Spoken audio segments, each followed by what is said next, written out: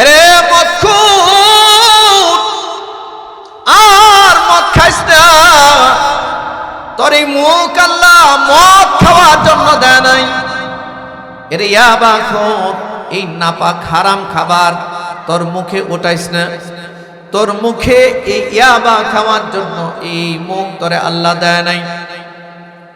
বিড়িখোর, এই বিড়ি টানবার জন্য তোমারে আল্লাহ জিহ্বা দেয় নাই। এখন মনে হয় রাগটা বেশি করে লাইছে, এই রাগটা বেশি। কারণ আমাদের সমাজে বিড়ি খাওয়াটারে এখন কোনো অপরাধেই মনে করা হয় না।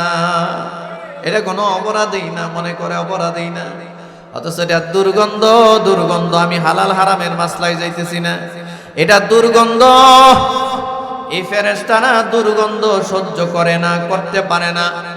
আপনারা আমার কথা বুঝে থাকলে একটু বলুন তো দেখি, যেই দুইজন ফেরেশতা মৃত্যুর সময় আপনারে সান্ত্বনা দিবে, কবরে থাকবে, মিজানে থাকবে, হাসরে থাকবে, জান্নাতে যাবে আপনার সাথে নিয়ে, এই দুইটা ফেরেশতারে কষ্ট দেওয়ার কোন সুযোগ আছে নাকি? এই দুজন ফেরেশতারে কষ্ট দেওয়া যাবে না বাবা। ফেরেশতারা এমন কি ডাক দিয়ে বলে, ও আল্লাহর বান্দা। সূরা হাক্কার 29 নম্বর পারার সূরা হাক্কার কিছু আয়াত আপনাদের সামনে আমি তেলাওয়াত করেছি, এবং বুখারী মুসলিমের বর্ণনায় একখানা হাদিস আপনাদের সামনে আমি তেলাওয়াত করেছি। তো এই আয়াত এবং হাদিসকে সামনে রেখেই আপনাদের সামনে কিছু কথা বলতে চাই। আমি কখনো এইদিকে আসি নাই, আমার জীবনের এই প্রথম। আমি এখানে আসার পরে আপনাদের ভান্ডারিতে আর একটা মাদ্রাসা আছে মনে হয় মিশকাত পর্যন্ত, ওই মাদ্রাসার দায়িত্বশীলরা এসেছিলেন, সাক্ষাৎ করেছেন প্রোগ্রামের জন্য। আমি বললাম যে হযরত পরে দেখে জানাবো ইনশাআল্লাহ। তো অনেক দূরের একটা সফর, তা আমি যেহেতু আসলামই আপনাদের সামনে, আমি তো আজকে আপনাদের মেহমান, আপনারা আমার মেজবান। মেহমানদের রেখেই চলে যাবেন না মেহমানদের সম্মানের সহিত বিদায় দিয়া যাবেন? হাদিসে আসছে, মান কানা ইউমিনু বিল্লাহি ওয়াল ইয়াউমিল আখিরি ফালইউকরিম দাইফাহু। রাসূলুল্লাহ সাল্লাল্লাহু আলাইহি ওয়াসাল্লাম বলেছেন, যে ব্যক্তি আল্লাহর উপরে ঈমান রাখে, বিশ্বাস রাখে এবং আখিরাতের উপরে ঈমান রাখে, সে যেন তার মেহমানের সর্বোচ্চ সম্মান আর কদর করে। ওমান কানা ইউমিনু বিল্লাহি ওয়াল ইয়াউমিল আখিরি ফালইউকরিম জারাহু। একই হাদিসে নবীজি আরেকটা শব্দ বলছেন, যে ব্যক্তি আল্লাহর উপরে ঈমান রাখে এবং পরকালের উপরে বিশ্বাস রাখে, সে যেন তার প্রতিবেশীকে সম্মান জানায়, প্রতিবেশীর সাথে যেন সৌজন্যতাবোধ, সম্মানজনক ব্যবহার করে, প্রতিবেশীর যেন কোনো ক্ষতি না করে। যদিও বা আমাদের সমাজে এটা খুবই দুষ্প্রাপ্য একটা বিষয়। আমাদের সমাজে প্রতিবেশীর অত্যাচারে আরেক প্রতিবেশী এলাকা ছেড়ে চলে যায়, এমনও হয়, ঠিক না? একই হাদিসে নবীজি আরেকটা কথা বললেন। তো আমি হাদিসের 2 নাম্বার একটা অংশ বললাম, আমার দিকে খেয়াল করতে হবে, অ্যাটেনশনটা আমার দিকে দিতে হবে, আপনাদের মনোযোগটা আমার দিকে দিতে হবে। আপনাদের যতটুকু মনোযোগ থাকবে আমার মুখ থেকে আল্লাহ ততটুকু কথাই বের করবে। আমার প্রতি যদি অ্যাটেনশন না থাকে তাহলে হয়তো জরুরি কথা মুখ দিয়ে আসবে না। তো হাদিসের 2 নম্বর অংশে রাসূল বললেন, যে ব্যক্তি আল্লাহর উপরে ঈমান রাখে এবং পরকালের উপরে ঈমান রাখে, বিশ্বাস রাখে, পরকালে বিশ্বাস করে, এই লোক যেন তার প্রতিবেশীকে সম্মান জানায়। সুবহানাল্লাহ বলবেন না? কিন্তু আমাদের দেশে কি এটা হয়? প্রতিবেশী বাড়ি দখল করে, সম্মান তো দূরের কথা, বাড়ি দখল করে, হয় না এরকম? প্রতিবেশী আরেক প্রতিবেশীর মেয়ের বিয়ে ভেঙে দিয়েছে। মানে আপনাদের এই পিরোজপুরের বরিশালের ভাষায় কি বলে আমি জানি না, প্রতিবেশীর মেয়েটার বিয়ে ঠিক, তো এই প্রতিবেশীর সহ্য হয় নাই যে ভালো একটা ছেলের সাথে বিয়ে ঠিক হয়েছে, পরিবারটা ভালো, ছেলেটা সরকারি চাকরি করে অথবা বিদেশে আছে অথবা আলেম বা সুশিক্ষিত মানুষ, এই ব্যক্তির পছন্দ হয় নাই। মিথ্যা কথা বলে, নিজের টাকা দিয়ে ছেলের বাড়িতে গিয়ে সিএনজি অটোরিকশা ভাড়া করে নিজের টাকা দিয়ে বদনাম করে বিয়েটা ভেঙে দিয়েছে। এরকম ঘটনা কি আপনাদের ভান্ডারিয়াতে হয়? তাহলে এটা কি প্রতিবেশীর প্রতি সম্মান জানানো হইল, না তার সর্বনাশ করা হয়েছে? এরপরে 3 নম্বরে রাসূল বলেন, ওমান কানা ইউমিনু বিল্লাহি ওয়াল ইয়াউমিল আখির ফালইয়াকুল খায়রান আও লিয়াসমুত। রাসূল বলেন 3 নম্বরে যে ব্যক্তি আল্লাহর উপরে ঈমান রাখে আর পরকালের উপরে ঈমান রাখে, সে যখন কথা বলে অবশ্যই কল্যাণের কথাটাই যেন বলে, আর যদি কল্যাণকর কথা তার মুখ দিয়ে নাই আসে, আউলি ইয়াসমুত, সে যেন তার জবানটাকে বন্ধ রাখে, সে যেন চুপ থাকে, এমন কথা যেন না বলে যে কথায় অন্যের ক্ষতি হয়ে যায়, এমন কথা যেন না বলে যেই কথার দ্বারায় পাপ হয়ে যায়, এগুলো থেকে যেন সে নিজেকে বিরত রাখে। আপনারা কি বুঝলেন এই হাদিসটার দ্বারা? বোঝার মতো কিছু আছে কিনা? আছে কিনা? শিক্ষা আছে কিনা? আজকের সমাজে আমরা কথা বলি বেশি, কাজ করি কম, ঠিক না? আজকের সমাজে দেখবেন চার দোকানগুলোতে বেহুদা আড্ডা হয় বেশি, মসজিদে সময় দেওয়া হয় কম। ঠিক, এটা আপনারা বললেও ঠিক, না বললেও ঠিক। এটা আপনাদের এলাকায় আমি আসলেও ঠিক, না আসলেও ঠিক। সারা বাংলাদেশের পরিস্থিতি এটা দেখা বুঝা। যেই লোকটা চার দোকানে দৈনিক 3 ঘন্টা আড্ডা দেয়, একই লোক মসজিদে 3 মিনিটও বসে থাকতে চায় না। কি বলেন ভাই? হ্যাঁ, এই কাজটা বেশিরভাগ আমাদের মুরব্বী বাবাজিরা বেশি করে। মুরব্বীরা এই কাজটা বেশি করে। মসজিদে তাকে কোনোভাবেই বসায় রাখা যায় না। যাও যায়, সে চায় হুজুর যেন খুব দ্রুত গতিতে নামাজটা পড়ায়। যদি একটু তেলাওয়াতটা লম্বা হয়, হুজুরের প্রতি তার অভিযোগ। যদি একটু দোয়াটা লম্বা করে, ইমাম সাহেবের প্রতি তার অভিযোগ, হুজুর সব তাড়াতাড়ি করবেন, এখন ডিজিটাল যুগ। সে মসজিদে গিয়া ডিজিটাল যুগের আলাপ করে, আর চার দোকানে বসে ঘন্টার পর ঘন্টা আড্ডা দেয়, তার কোনো কিছুই যায় আসে না। কি বলেন আপনারা? এমন কাণ্ড ঘটে কিনা? আচ্ছা, আপনারা এবার বলেন, নিশ্চয় নবীজির হাদিস আপনারা শুনেছেন। রাসূল বলেছেন, বাজার হলো দুনিয়ার সবচেয়ে নিকৃষ্টতর জায়গা, আর মসজিদ হলো দুনিয়ার সবচেয়ে উৎকৃষ্ট জায়গা। এই কথাটা কি আমার বানানো না নবীজির কথা? তাহলে কথা কি সত্য না মিথ্যা? কত পার্সেন্ট সত্য? আপনাদের কাছে কি মনে হয়, কত পার্সেন্ট সত্য? 100% সত্য? 100% সত্য? এটা কারা কারা বিশ্বাস করেন একটু হাত দেখানো যাবে? মাশাআল্লাহ, মাশাআল্লাহ। আচ্ছা, এটা যদি আসলেই সত্য হয়, তাহলে আপনি মসজিদে কেন থাকতে চান না বাবাজি? আপনারে খালি দোকানপাটে টানে কেন? খালি চার দোকানে কেন টানে আপনাকে? বেহুদা আড্ডায় কেন আপনার সময় যায়? কি করেন? 1 কাপ চা পান করলে কি 3 ঘন্টা সময় লাগে? 2, 4, 5 মিনিট, 10 মিনিট। এরপরে বাকি সময় কি করেন? হয় টেলিভিশনে উলঙ্গ সিনেমা দেখতেছেন, আর নতুবা কেউ গীবত করতেছে, সেই গীবতটা আপনি শুনতেছেন, অথবা আপনি কারো না কারো গীবত করতেছেন।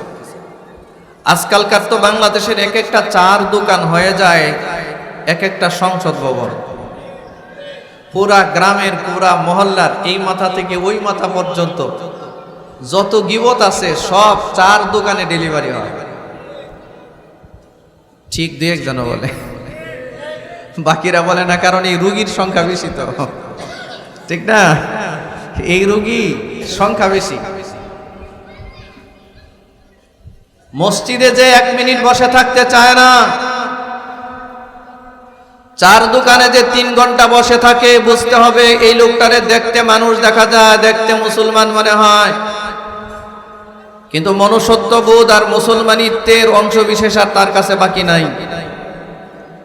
নাই কিছু আর। এটা ফাঁকা। চেহারাতে দেখা যায় মুসলমানিত্ব, ভিতরে কিছু নাই, এটা ফাঁকা। মনে রাখবেন, জবান থাকলেই কথা বলা যায় না বাবাজি। মনে রাখবেন, ক্ষমতা থাকলেই দেখানো যায় না। জবান আল্লাহর দেওয়া। কার দেওয়া?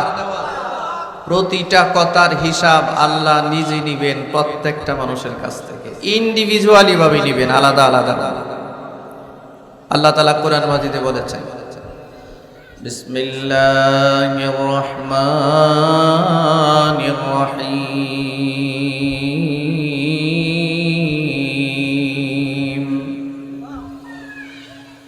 মা ইয়ালফিযু মিন কাওলিন ইল্লা লাদাইহি রাকীবুন আতীদ।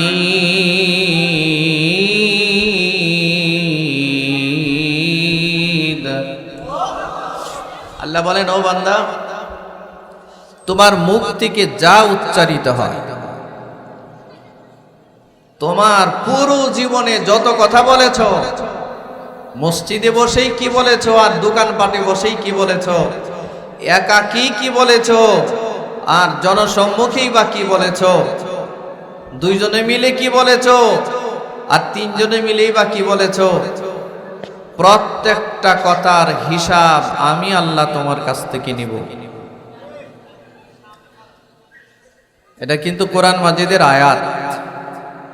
বাবাজি, আপনারা দখল করেছেন চার দোকান, আর আমার এই যুবক ভাইগুলোর হাতে উঠাইয়া দেওয়া হয়েছে এই লম্বা লম্বা বড় বড় মোবাইল।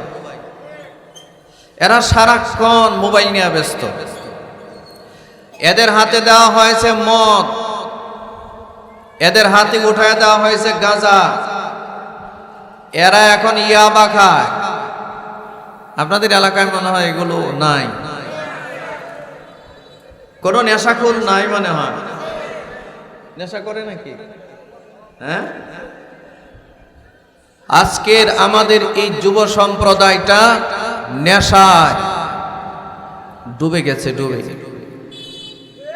ডুবে গেছে। যার ঘরে একটা নেশাখোর আছে, সে জানে তার ঘরটা জাহান্নামের কয় নাম্বার শ্রেণীতে বাস করে। জাহান্নামের স্বাদ ভোগ করার দরকার নাই যদি কারো ঘরে একটা নেশাখোরের জন্ম হয়। এ পুরা ঘরটার এবং ঘরের বাকি বাসিন্দাদেরকে জাহান্নামের একটা স্বাদ উপভোগ করায় আসা। ঠিক কিনা? জোরে বলেন। এটা ঠিক আপনারা বুঝবেন না, যার ঘরে অবশ্য নেশাখোর আছে সে ভালো বুঝে। মা মানে না, বাপ মানে না, মুরব্বী মানে না, কোনটা হালাল, কিসের হালাল হারাম। ও করে নেশা, খায় গাঁজা, খায় ইয়াবা, খায় মদ, খেলে জোয়া। আছে কি এগুলো? এই সামাজিক বেদিগুলো আমাদের সমাজে আছে কিনা? এই সামাজিক বেদিগুলো আমাদের সমাজে আছে কিনা? ভরপুর সমাজ আজ ভরপুর। নেশা খেয়ে বাবাকে হত্যা করেছে এমন দৃষ্টান্ত এই দেশে আছে কিনা? নেশার টাকার জন্য নিজের মাকে হত্যা করেছে এমন দৃষ্টান্ত আছে কিনা? নেশার টাকা জোগাড় করতে না পেরে নিজের বিবি বাচ্চা, এই যে গত কয়েকদিন আগে গাজীপুরে না কোথায়, নিজের স্ত্রী, নিজের বাচ্চা, নিজের শেলক যা আছে সবকিছু কি পাঁচজনকে নিজে গলা কেটে জবাই করে হত্যা করেছে শুধুমাত্র নেশার টাকা জোগাড় করতে পারে। বাবাজি, আমাদের এই সমাজের ভবিষ্যৎ বড় অন্ধকার, আমাদের রাষ্ট্রের ভবিষ্যৎ বড় অন্ধকার। একটা সমাজের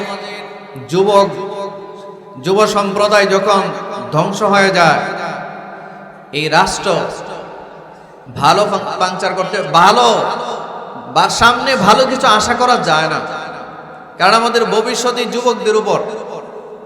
এদের হাতে উঠায় দেওয়া হয়েছে গাঁজা, ইয়াবা, এদের হাতে আজকে মারণাস্ত্র। আপনাদের এলাকার খবর জানি না, ঢাকায় আমরা যারা বসবাস করি, এমন কোন গলি নাই, এমন কোন অঞ্চল নাই যেখানে কিশোর গ্যাং নাই। কিশোর গ্যাং ছোট ছোট বাচ্চারা ক্লাস 5, 6, 7-এ পড়ে, এরা সবাই মিলে কিশোরগঞ্জের গ্যাংয়ের নামে এক একটা সন্ত্রাসী সংগঠন গঠন করছে। এরা যারে মনে চায় তারই কুপায়, যারে মনে চায় তারে গুলি দেয়। একটা রাষ্ট্রের কিশোর সম্প্রদায়ের যদি হালত হয় এমন, একটা রাষ্ট্রের যুব শক্তিগুলো যদি হয় ধ্বংস, একটা রাষ্ট্রের বুড়া মানুষগুলো যদি 3 ঘন্টা প্রতিদিন 4 দোকানে দেয় আড্ডা, এই রাষ্ট্র ঠিক মতো চলবে না, এটা ফাংশন করবে না, এই সমাজ সুস্থ হবে না। এই সমাজে লোক দেখানো কিছু ইবাদত হবে কিন্তু কোরআন সুন্নাহর বাস্তবায়ন এই সমাজে হবে না। আর যতক্ষণ পর্যন্ত কোরআন সুন্নাহর বাস্তবায়ন হয় না, ততক্ষণ পর্যন্ত সমাজ সুন্দর হয় না, সুশৃঙ্খল হয় না, শান্তির সমাজ গড়ে ওঠে না। ঠিক না? আল্লাহ আমাদেরকে হেফাজত করেন, আল্লাহ আমাদেরকে হেফাজত করেন। আজকে দেখবেন আমাদের সমাজে অযথা কথা বলার মানুষ বেড়ে গেছে, কাজের মানুষ নাই। আল্লাহ আপনি আমাদেরকে বুঝ দিয়া দেন, সবাই বলে না আমিন। বাবাজি, প্রতিটা মানুষ দুনিয়াতে আসার সাথে সাথে তার কাঁধের মধ্যে 2 জন ফেরেশতা আল্লাহ বসায়া দেয়। এটা তো আপনারা জানেন না? আল্লাহ কোরআন মাজিদে বলেন, কিরামান কাতিবিনা ইয়ালামুনা মা তাফআলুন।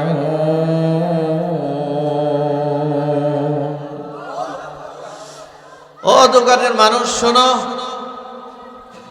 তোমাদের আমল রেকর্ড করে রাখবার জন্য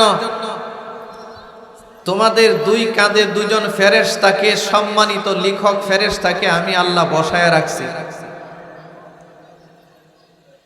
এরা মরণ পর্যন্তই তোমার সাথে থাকবে।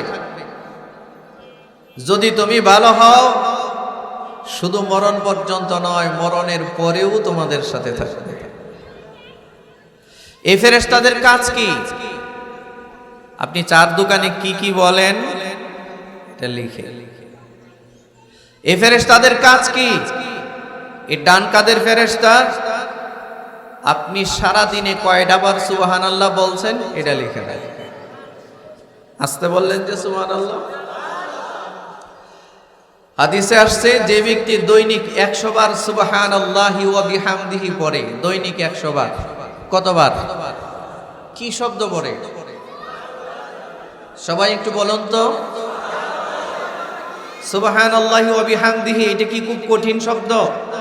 অনেক লম্বা শব্দ। এই সুবহানাল্লাহি ওয়া বিহামদিহি পড়লে কি 1 ঘন্টা লাগবে 100 বার বললে?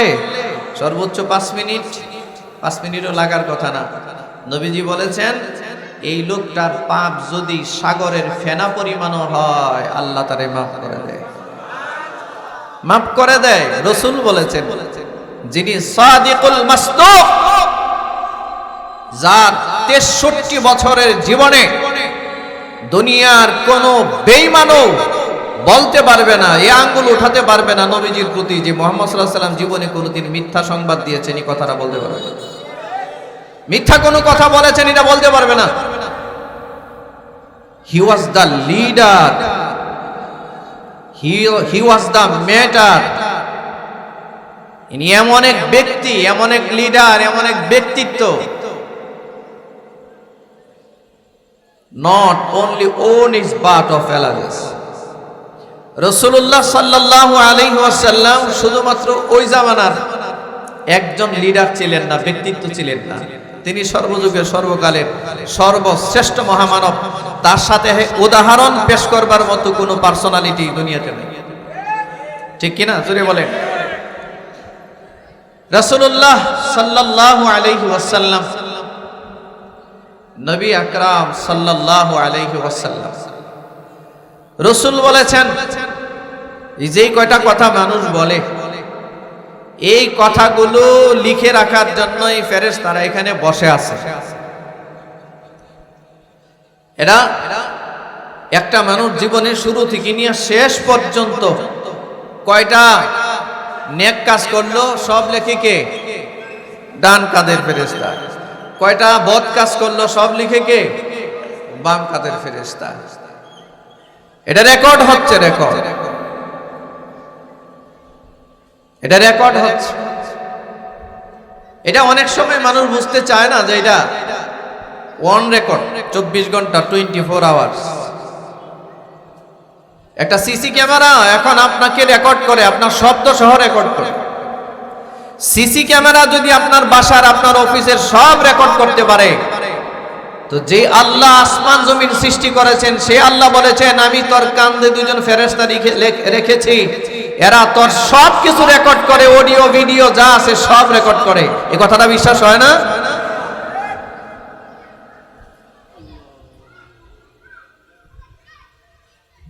কোরআন মাজিদে আল্লাহ বলেছেন ইন্নাল্লাযীনা ক্বালু রাব্বুনাল্লাহ,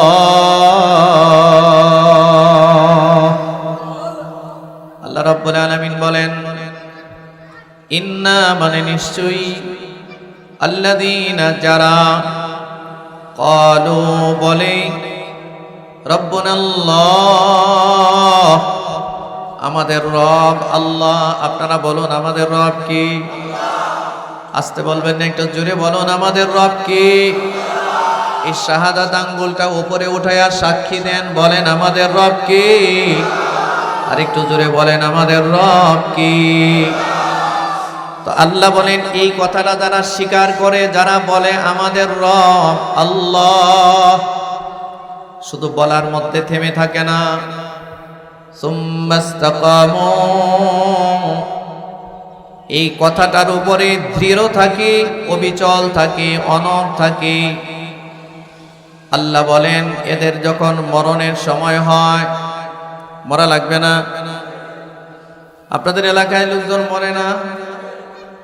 জীবনে কত মানুষের জানাজায় গেছেন, জীবনে কত মানুষের খাটিয়া বহন করছেন, জীবনে কত মানুষের মৃত্যু পরবর্তী খাবার গ্রহণ করতে গেছেন না? জীবনে কত গুরুস্থানের পাশে কত মানুষকে দাফন করতে দেখছেন, কিন্তু অনুভবের ভিতরে আসে নাই যে আমার এই সময়টার সামনে অপেক্ষা করছে। আল্লাহ বলেন এই লোকটার মরণের সময় যখন আসবে, যারা বলে আমাদের রব আল্লাহ আর এই কথার উপরে ইস্তেকামাত থাকি, দৃঢ় থাকি, এই লোকের মরণের সময় যখন আসবে, আল্লাহ বলেন তাতানাজ্জালু আলাইহিমুল মালাইকা, আল্লাহ তাআলার পক্ষ থেকে বিশেষ কিছু ফেরেশতারা এই মৃত্যু পথযাত্রী ব্যক্তির সামনে এসে দাঁড়াবে। ফেরেশতারা এসে বলবেন, কয়েকটা সংবাদ দিবে। আপনাদের কি মনোযোগ আছে? এদিকে অ্যাটেনশন আছে? মনোযোগ সবার আছে? গনা গনা কয়েকটা কথা, লম্বা করার সুযোগ নাই। ফেরেশতারা এসে বলবে, এক নাম্বার, আল্লাহ তাখাফু, ও আল্লাহর বান্দা, তুমি যে এখন মৃত্যু পথযাত্রী, হালাতে গারগারা শুরু হয়ে গেছে, সাকরাত শুরু হয়ে গেছে, সাকরাত ফিরে আসার সুযোগ নাই। মালাকুল মাউত আজরাইল সামনে চলে আসছে। মালাকুল মাউত যদি কারো সামনে আসে, তার ব্যাক করার আর সুযোগ নাই, আছে নাকি? ফেরেশতা আসে, এক নম্বরে বলে আল্লাহ তাখাফু, এই যে তুমি এখন মারা যাবে, কবরে যাবে, আলো নাই, বাতাস নাই, এসি নাই, ফ্যান নাই, বড় কোনো জায়গা নাই, 3.5 হাতের একটু জায়গা, ডানে বামে তাকাইলে মাটি আর মাটি, এমন একটা অন্ধকার সাপ বিচ্ছুর ঘরে যে তুমি যাবে। সামনে তোমার কবর, সামনে তোমার মিজান, সামনে তোমার হাসর, সামনে তোমার পুলসিরাত। এই যে বিষয়গুলো তোমার সামনে আছে, যেটা মোকাবিলা করতে হবে তোমার একা, এখানে সাহায্য করার মতো তোমার কেউ, কবরে কোনো সাহায্যকারী যাবে নাকি? আপনারা আমারে সহযোগিতা করার কোনো কেউ আছে নাকি? আমার জন্য মিছিল করার কেউ আছে নাকি কবরে?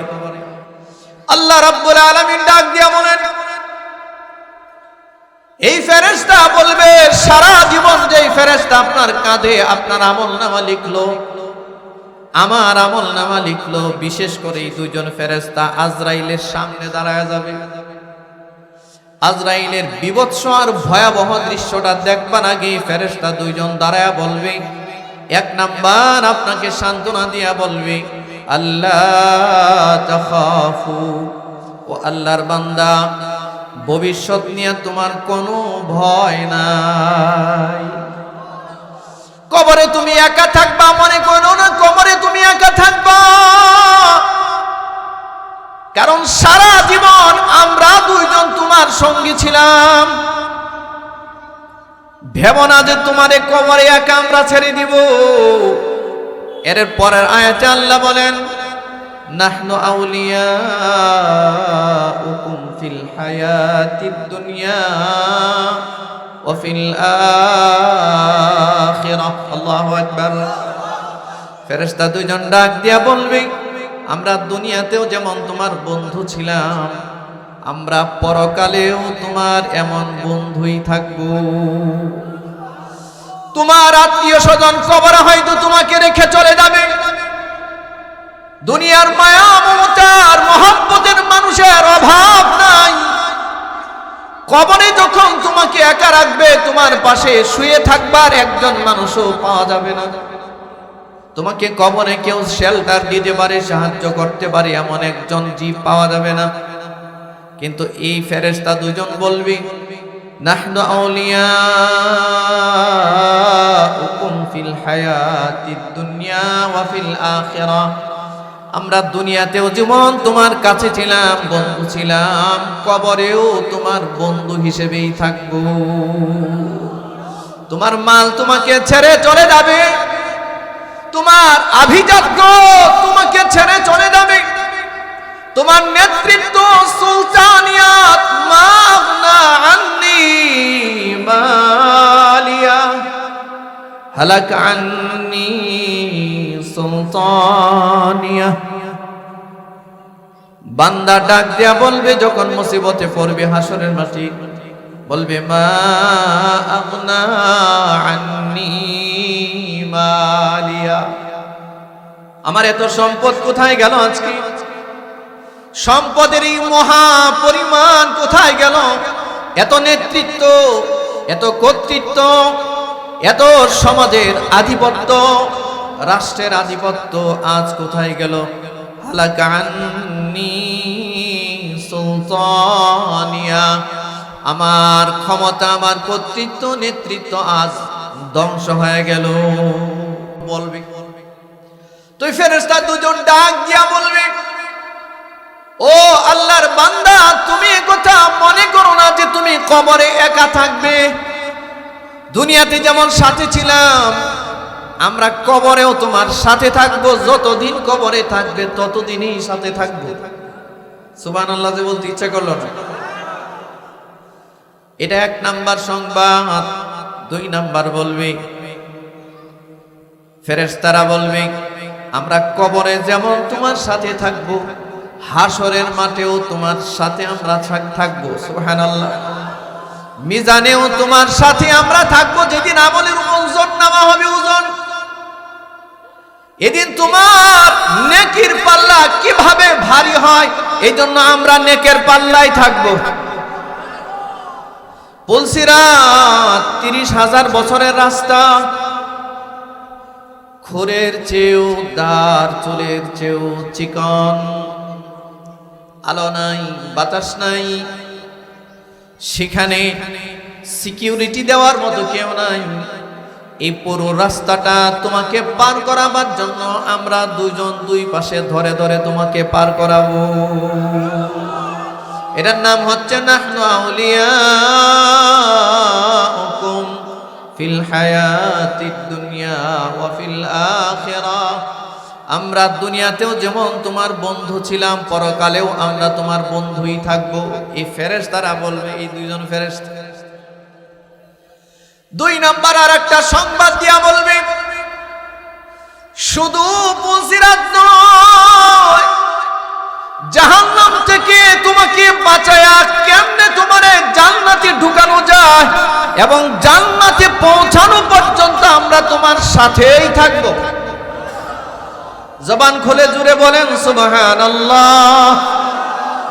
জান্নাত পর্যন্ত এই দুইজন ফেরেশতা নাকি সাথেই থাকবে। সুবহানাল্লাহ। ফেরেশতারা এরপরে আরেকটা সংবাদ দেয়, এটা ভবিষ্যতের ভয় থেকে বাঁচানোর জন্য। 2 নম্বরে একটা সংবাদ দিয়া বলেন, ও ফেরেশতা শোনো, ওয়ালা, ও আল্লাহর বান্দা শোনো, ওয়ালা তাহজানু।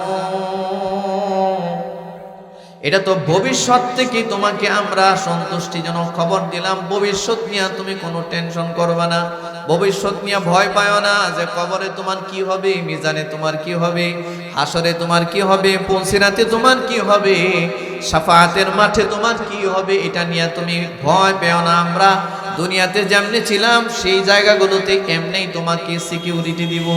সুবহানাল্লাহ। 2 নাম্বার মানুষের টেনশন হলো ওয়ালা তাহজানু। ফেরেশতারা বলবে তোমার কোনো টেনশন নাই, চিন্তা নাই। তুমি হয়তো ভাবতেছো সারা জীবন হালাল পথে ইনকাম করে সুন্দর একটা বাড়ি বানাইছো, হালাল পথে ইনকাম করে সম্পদ গড়ছো, তোমার বিবি বাচ্চা দুনিয়ায় রয়ে গেছে। মনে মনে ভাবতেছো এই যে আমি মরে যাচ্ছি, আমার বাচ্চার কি হবে, আমার বিবির কি হবে, আমার অর্জিত সম্পদের কি হবে। ফেরেশতারা বলেন আমরা শুধু তোমারে কবরে নিরাপত্তা দিব না রে আল্লাহর বান্দা, তুমি পিছনে যা ছেড়ে এসেছো, তোমার বাড়ি ঘর সম্পদ বিবি বাচ্চা, এদের সবার নিরাপত্তার দায়িত্ব আমরা নিলাম। সুতরাং এটা নিয়ে তোমার ওয়ালা তাহজানু কোনো চিন্তা করার কারণ নাই। আল্লাহু আকবার বলেন। আচ্ছা আপনারা বলেন, মৃত্যু পথযাত্রী একজন ব্যক্তি যদি এই 2টা নিরাপত্তা পেয়ে যায় তার আর কিছু লাগে নাকি? এই 2টা নিরাপত্তার সুসংবাদ দিবে কারা দিবে? কোন ফেরেশতা? কথা বলে না। কিরামান কাতিবিন কোন ফেরেশতার নাম না। কিরামান শব্দের অর্থ সম্মানিত, কাতিবিন শব্দের অর্থ লিখক।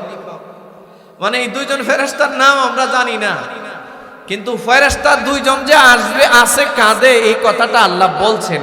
আর এই 2জন ফেরেশতা মৃত্যু পথযাত্রী ব্যক্তির সাথে এইভাবে কথা বলবে, এই সান্ত্বনাগুলো দিবে। 2 নাম্বার সান্ত্বনা গেল। কয় নাম্বার? 3 নাম্বারে দিবে একটা সুসংবাদ দিয়ে বলবে ওয়া আবশিরু বিল জান্নাহ। আল্লাহর বান্দা এই যে এদিকে তাকান, দেখেন আমার দিকে মুতাওয়াজ্জু হন। ফেরেশতা এভাবে আপনার তৈরি করা জান্নাতটা হাতে নিবে, হাতে নিয়ে এটা এমনি দেখাবে, দেখায়া বলবে ওয়া আবশিরু বিল জান্নাহ। এই যে তোমার জান্নাত, এই জান্নাতের সুসংবাদটা নাও। আপনাদের কাছে মনে হয় হুজুর হাদিসে আল্লাহর রাসূল বলেছেন সর্বনিম্ন জান্নাত হবে এই দুনিয়ার 10টা দুনিয়ার সমান। এত বড় একটা জান্নাত ফেরেশতা হাতে নিয়ে কেমনে দেখাবে? এটা টেনশনও আসতে পারে অনেকের মনে। আপনাদের কি মনে হয় পারবে না? ফেরেশতারা মনে হয় আমাদের মতো দুর্বল। একটা ছোট্ট মোবাইলের মধ্যে যদি সারা দুনিয়া ঢোকায়া রাখা যায়, আর এটা যদি ভিডিওটা ছেড়ে দিয়ে সারা দুনিয়া দেখা যায়, তো এই জান্নাতটা কেন ফেরেশতা দেখাইতে পারবে না? এটা অসম্ভবের কিছুই না, ঠিক কেন জোরে বলে? ফেরেশতা ডাক দিয়া বলবে ওয়া আবশিরু বিল জান্নাহ। ও আল্লাহর বান্দা, তুমি আল্লাহর তৈরি করা জান্নাতের সুসংবাদ গ্রহণ করো। আল্লাতী কুনতুম তুআদুন,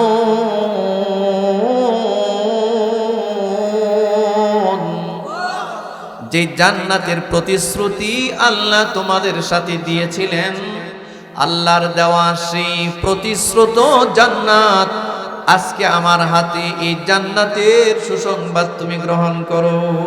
সুবহানাল্লাহ। এই তিনটা সুসংবাদ দিবে ফেরেশতারা। এই দুইটা ফেরেশতা মৃত্যু পথযাত্রী একজন বান্দাকে এই তিনটা সুসংবাদ দিবেন, কিন্তু এই ফেরেশতাগুলো সবাইরে এই সুসংবাদ দিবে না। এটা দুর্ভাগ্যজনক ব্যাপার। এই ফেরেশতারা সবাইরে এই সুসংবাদটা দিবে না। ফেরেশতারা সবাইরে সুসংবাদ দেওয়ার মতো ব্যবস্থা থাকবে না। আপনারা বলেন, যে ব্যক্তি গাঁজা খায়, ইয়াবা খায়, যে মদ খায়, যে মারে বাবারে মারে, মুরব্বীদের সম্মান করে না, রাত যায়, দিন যায়, সপ্তাহ যায়, মাস যায়, মসজিদের সাথে যার কোনো সম্পর্ক নাই, বলেন তো দেখি এই ফেরেশতা কি তারে সুসংবাদ দেওয়ার কোনো ব্যবস্থা আছে নাকি? এদিকে খেয়াল করেন ভাই, এদিকে খেয়াল করেন। ও আল্লাহর বান্দারা, একটা মানুষ যখন বিড়ি টান দেয় মুখটার মধ্যে দুর্গন্ধ হয়। একটা মানুষ যখন গাঁজা খায় মুখে দুর্গন্ধ হয়, হয় কি হয় না? একটা মানুষ যখন মদ খায় মুখে কি সুঘ্রাণ হয় নাকি? মদখোরের মুখে কি সুঘ্রাণ নাকি দুর্গন্ধ? ইয়াবা খোরের মুখে কি সুঘ্রাণ না দুর্গন্ধ? আচ্ছা আপনারা বলেন, সুদখোর আপনাদের সমাজে আছে কিনা? আছে কিনা সুদখোর? রাসূল বলেন 70টা পাপ, সর্বনিম্ন পাপ তার মার সাথে জিনা করার পাপ। আজকে আমাদের সমাজে এই সুদখোরের অভাব নাই, ঠিক কিনা ধরে বলেন?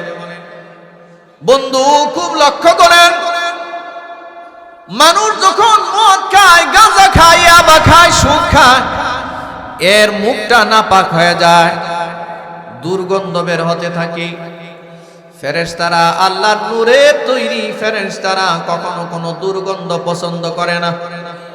তো এই দুইটা ফেরেশতা যখন দেখে যেই লোকের কাঁধে আল্লাহ তারে দায়িত্ব দিছে, ওই লোক দেখি গাঁজা টানে, গাঁজা, ফেরেশতা তারে লানত দেয়, বলে আল্লাহর দুশমন, ইয়া আদুওয়াল্লাহ, হে আল্লাহর দুশমন, থাম থাম, আর গাঁজা খাইস না। তোর এই মুখ তোরে গাঁজা খাওয়ার জন্য আল্লাহ দেয় নাই। এরে মদখোর, আর মদ খাইস না, তোর এই মুখ আল্লাহ মদ খাওয়ার জন্য দেয় নাই। এরে ইয়াবা খোর, এই নাপাক হারাম খাবার তোর মুখে ওঠাইস না, তোর মুখে এই ইয়াবা খাওয়ার জন্য এই মুখ তোরে আল্লাহ দেয় নাই। বিড়িখোর, এই বিড়ি টানবার জন্য তোমারে আল্লাহ জিহ্বা দেয় নাই। এখন মনে হয় রাগটা বেশি করে লাইছে, এই রাগটা বেশি, কারণ আমাদের সমাজে বিড়ি খাওয়াটারে এখন কোনো অপরাধেই মনে করা হয় না। এটা কোনো অপরাধেই না মনে করে, অপরাধেই না। অথচ এটা দুর্গন্ধ, দুর্গন্ধ। আমি হালাল হারামের মাসলায় যাইতেছি না, এটা দুর্গন্ধ। এই ফেরেশতারা দুর্গন্ধ সহ্য করে না, করতে পারে না। আপনারা আমার কথা বুঝে থাকলে একটু বলুন তো দেখি, যেই দুইজন ফেরেশতা মৃত্যুর সময় আপনারে সান্ত্বনা দিবে, কবরে থাকবে, মিজানে থাকবে, হাসরে থাকবে, জান্নাতে যাবে আপনারে সাথে নিয়ে, এই দুইটা ফেরেশতারে কষ্ট দেওয়ার কোনো সুযোগ আছে নাকি? এই দুজন ফেরেশতারে কষ্ট দেওয়া যাবে না বাবা। ফেরেশতারা এমন কি ডাক দিয়ে বলে, ও আল্লাহর বান্দা, ফেরেশতারা দুর্গন্ধ পছন্দ করে। দুর্গন্ধ পছন্দ? বিড়ি খাওয়া সুগন্ধ না দুর্গন্ধ? গাঁজা খাওয়া, ইয়াবা খাওয়া, মদ খাওয়া, সুদ খাওয়া, গীবত করা, কথা গীবত, গীবত। রাসূল বলেন, আল গীবাতু আশাদ্দু মিনাজ জিনা, গীবত জিনা ব্যভিচারের চেয়ে মারাত্মক অপরাধ। এই দোকানপাটগুলোর মধ্যে চলেই গীবতের আড্ডা, চলেই গীবতের আড্ডা। এমনকি বাংলাদেশের কিছু কিছু মসজিদের বারান্দায় নামাজ পড়ে মুসল্লিরাও গীবতের আড্ডা বসায়, ওই মসজিদের কোণার মধ্যে বসে গীবত করতেছে। এরকম ঘটনা ঘটে কিনা? আল্লাহ আপনি আমাদেরকে হেফাজত করেন। জোরে বলেন আমিন, জোরে। ও আল্লাহর বান্দারা খুব লক্ষ্য রাখবেন, এই যে ফেরেশতারা আপনার এই সান্ত্বনার বাণী শোনায় মরার সময়, তো এই ফেরেশতারা গুলোর কিন্তু কষ্ট দেওয়া যাবে না। ফেরেশতা ডাক দিয়া বলে, রে নাফরমান, এই জবান দিয়া গাঁজা কেমনে টানস, এই জবান দিয়া মদ খাস কেমনে? মানুষ যখন মার পেটে ছিল, আপনি আমি যখন মার পেটে ছিলাম, কেউ কেউ 9 মাস, কেউ কেউ 10 মাস, কেউ কেউ 10 মাস 10 দিন, ঠিক না? এটা লাস্ট সীমানা। এই যে মার পেটে 10টা মাস পর্যন্ত আল্লাহ আপনাকে আমাকে বাঁচায় রাখছেন, আল্লাহ যে খাওয়াইছেন, এটা কেমনে খাওয়াইছেন? মুখ দিয়া না নাভি দিয়া? মুখ দিয়া না নাভি দিয়া? কেন নাভি দিয়া? ইমাম রাজি রহমতুল্লাহি আলাইহি তাফসীরে কবিরের মধ্যে লিখেন, কেন আল্লাহ এই খাবারের সংযোজনটা নাভি দিয়া দিলেন, মুখ দিয়া দিলেন না কেন? আচ্ছা, যেটা নাভি দিয়া দিছেন এটা কি মুখ দিয়া আল্লাহ দিতে পারতেন না? ইমাম রাজি রহমতুল্লাহি আলাইহি লিখেন, কারণ বাচ্চা মার পেটের মধ্যে যা খেয়ে বাঁচে এর একটা বড় অংশ আসে মার প্রতি মাসের স্বাভাবিক মহিলাদের যে মিন্স হয়, এই মিন্সের রক্তটা বন্ধ হয়ে যায় বাচ্চা কনসেপ্ট করলে। বাচ্চা যদি কেউ গর্ভধারণ করে, এই মহিলার মিন্সের রক্ত বন্ধ হয়ে যায়।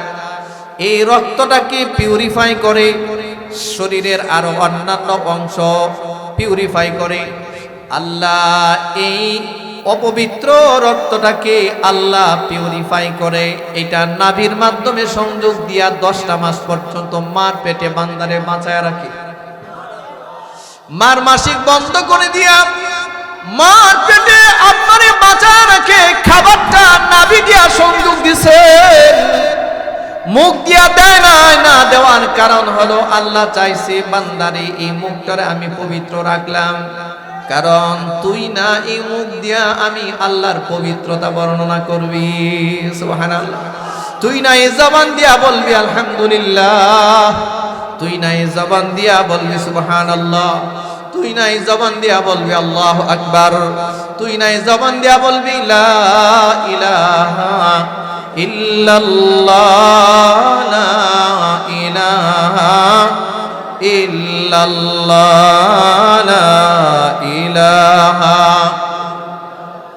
একটু তাসবিহ পড়েন, পড়েন লা ইলাহা ইল্লাল্লাহ, লা ইলাহা ইল্লাল্লাহ, লা ইলাহা ইল্লাল্লাহ, লা ইলাহা ইল্লাল্লাহ। এই তাসবিহের মধ্যে মনে মজা নাই? মজা নাই? আপনারা বলেন, এই যে তাসবিহগুলো আমরা পড়ব, মুখ দিয়া পড়ব, আল্লাহর বরত্বের ঘোষণা দিবে বান্দা তোমার মুখ দিয়া। আল্লাহর কালাম তুমি তেলাওয়াত করবে। আল্লাহ বলেন, বান্দারে আমার কালাম যে মুখ দিয়া তেলাওয়াত হবে, আমার বরত্ব যে মুখ দিয়া বর্ণনা হবে, আমার তাসবিহ যে মুখ পড়বে, আমার এই মুখটা দিয়া, তোমার এই মুখটা দিয়া আমি কোন নাপাক খাবারের সংযোগ দিলাম না। মুখটারে পবিত্র রাখলাম। মার পেটে আমি তোর মুখ পবিত্র রাখলাম, যাতে করে তোর মুখের মধ্যে কোনো নাপাক খাবার না ওঠে, হারাম খাবার না ওঠে। আর সেই মুখটা দিয়া তুমি গাঁজা খাও, সেই মুখ দিয়া তুমি ইয়াবা খাও, সেই মুখ দিয়া তুমি মদ খাও, তোমার বিবেকে কি একটু বাঁধে না? ও আল্লাহর বান্দারা, আজকের যুব সমাজ এইভাবে ধ্বংস হয়ে গেছে। যুব সমাজের মুখের মধ্যে মদ, গাঁজা, ইয়াবা, আর মুরব্বিদের মুখের মধ্যে বিড়ি, সিগারেট, আর গিবত, গিবত, গিবত। ঠিক বললেও ঠিক, না বললেও ঠিক। জোরে সুরে বলেন ঠিক কিনা? জোরে সুরে বলেন। যুবক ধ্বংস হয়েছে মদে, গাঁজায়, ইয়াবায়, নেশায়, বেয়াদবিতে। আর এই মুরব্বীরা ধ্বংস হয়েছে বিড়িতে, বিড়িতে, বিড়িতে। এই মুরব্বীরা ধ্বংস হয়েছে চার দোকানের মধ্যে বসে বসে গীবত আর শেখায়াতে। এমন এমন পণ্ডিত আছে পুরা গ্রামের যত গীবত আছে সব বিনা পয়সায় ডেলিভারি দেয়। হয় কি হয় না? তো এই মুখ দিয়া কিভাবে আমরা নাপাক বস্তু খাচ্ছি? এখান থেকে আমাদের ফিরতের দরকার আছে কিনা, ফিরে আসার প্রয়োজন আছে কিনা বলুন। কারা কারা চেষ্টা করবো ইনশাআল্লাহ? বলেন আর গীবত করব না, আর গীবত করব না ইনশাআল্লাহ, আর পরনিন্দা পরচর্চা করব না, বলেন ইনশাআল্লাহ। হ্যাঁ, এই যুবক ভাইরা ইরাদা করো, মদ গাঁজা ইয়াবা খায় না, খায় না। এই মদ গাঁজা ইয়াবার দ্বারা কত যুবক আছে, অনেকে হয়তো ভাবতেছো যে হুজুর অসুবিধা নাই, আমরা তো মাত্র যুবক মানুষ, বহু জীবন পাবো, তওবা করে ফিরে আসবো না। আপনারা হয়তো জেনে অবাক হবেন, বর্তমান সময়ে এই মুরব্বীদের চেয়ে যুবকরা মরতেছে বেশি।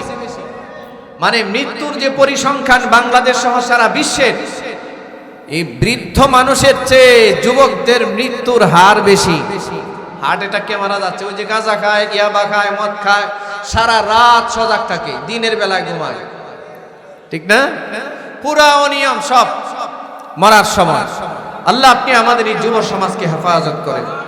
জোরে বলেন আমিন, জোরে জোরে আমিন বলেন। আমার যুবক ভাইরা এখানে এসে দেখলাম, মাহফিলটা তো যুবকদের উদ্যোগে মাহফিল, দেখলাম অনেক যুবক আছেন, এলাকায় হয়তো অনেকে থাকতে পারেন, আর আপনাদের এই অঞ্চল যা দেখলাম আলহামদুলিল্লাহ অভাব অনটন নাই। তাহলে বোঝা যায় যে এই জায়গার মধ্যে সম্ভবত মদ গাঁজা ইয়াবা বা নেশার একটা সরাসরি থাকতে পারে, এটা ভয়ানক আকারে থাকতে পারে। এই জন্য আল্লাহর কাছে আপনারা পানা চাইবেন। আমিও এক মুসাফির হিসেবে আপনাদের জন্য দোয়া।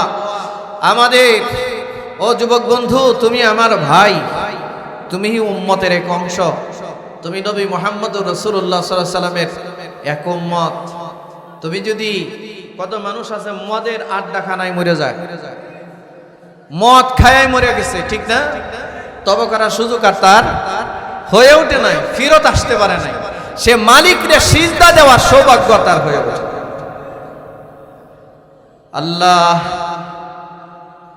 এই ধরনের মনন থেকে আপনি আমাদেরকে হেফাজত করেন। জোরে বলেন আমিন, জোরে।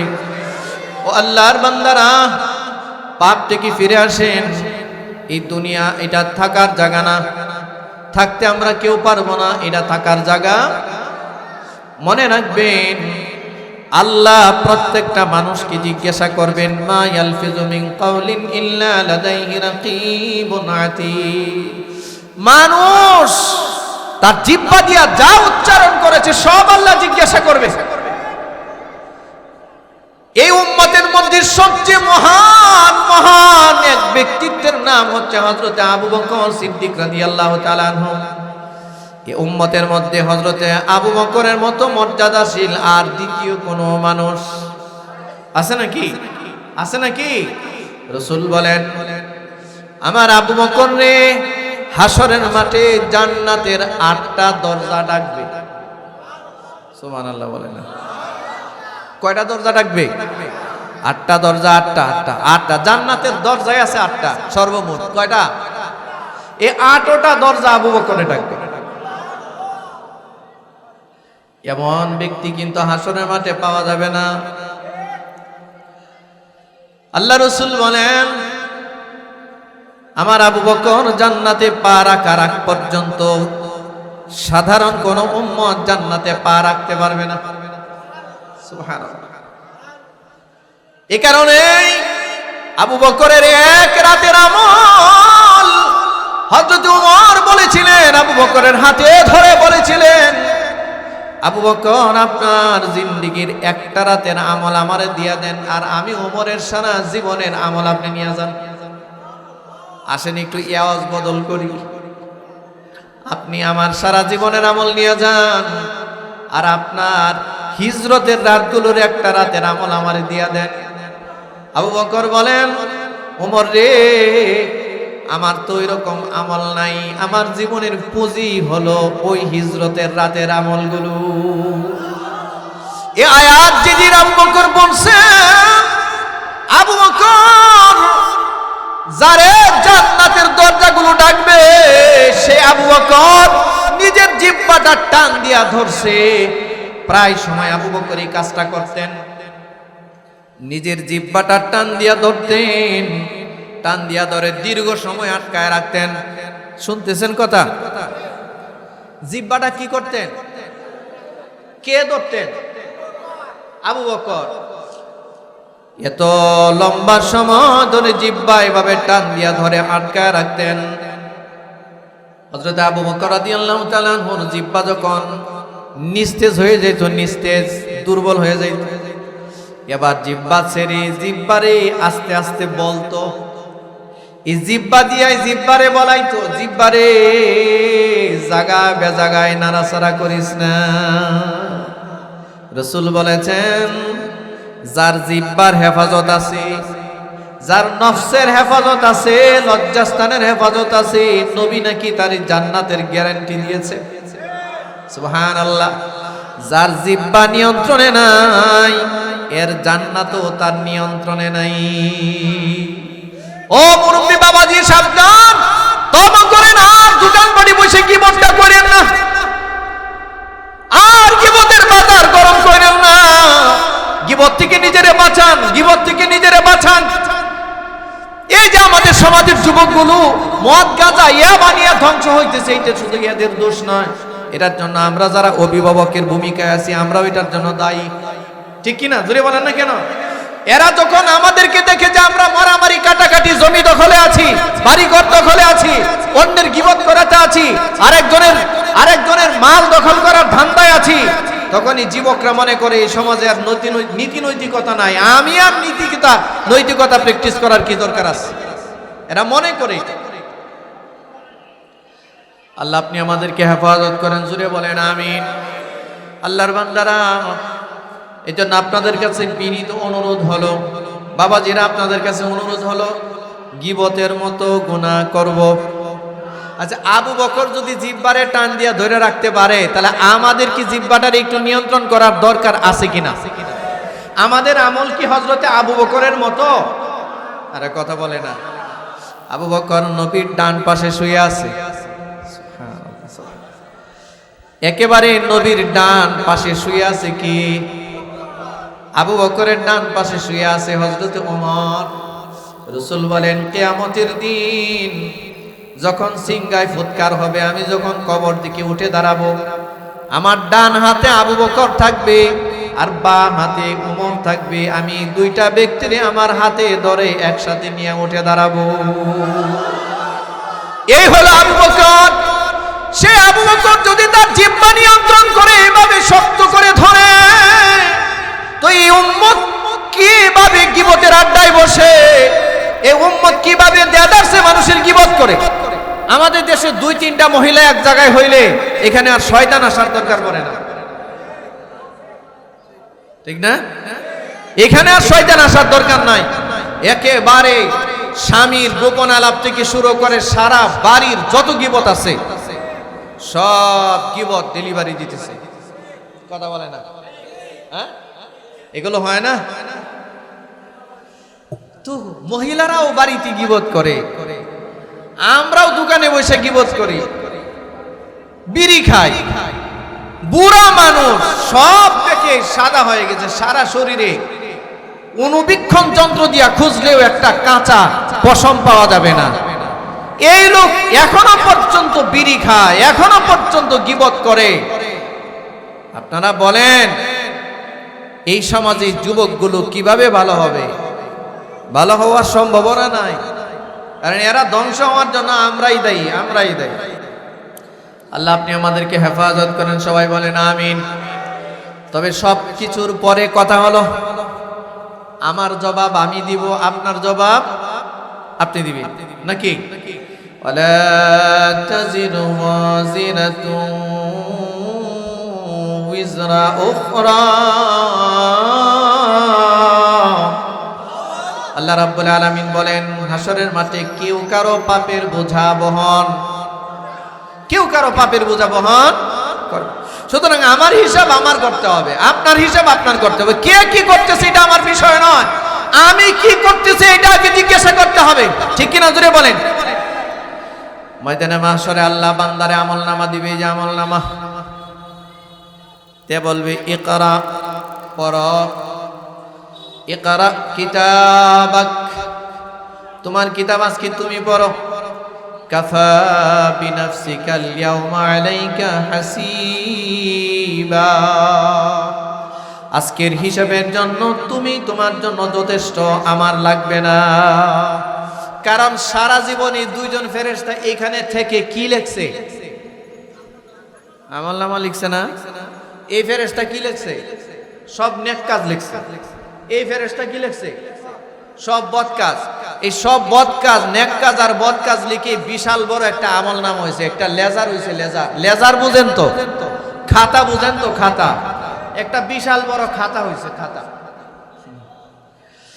এই খাতাটা প্রতিটা মানুষকে আল্লাহ তাআলা বুঝাইয়া দিবেন হাসরের মাঠে। আপনার জন্য একটা খাতা আছে, আমার জন্য একটা খাতা আছে, আছে কি নাই? কথা কয় না। আপনার জন্য খাতা আছে কিনা? আমার জন্য খাতা আছে কিনা? আপনারা কি মনে করছেন এই খাতা আল্লাহ বুঝাইয়া দিবে না? প্রত্যেকটা মানুষকে তার আমলনামা হাতে দিয়া বুঝাইয়া দেওয়া হবে, আর বলবে যে তুমি পড়ো। আমার দরকার নাই, তোমারটা তুমি পড়ো। সুবহানাল্লাহ।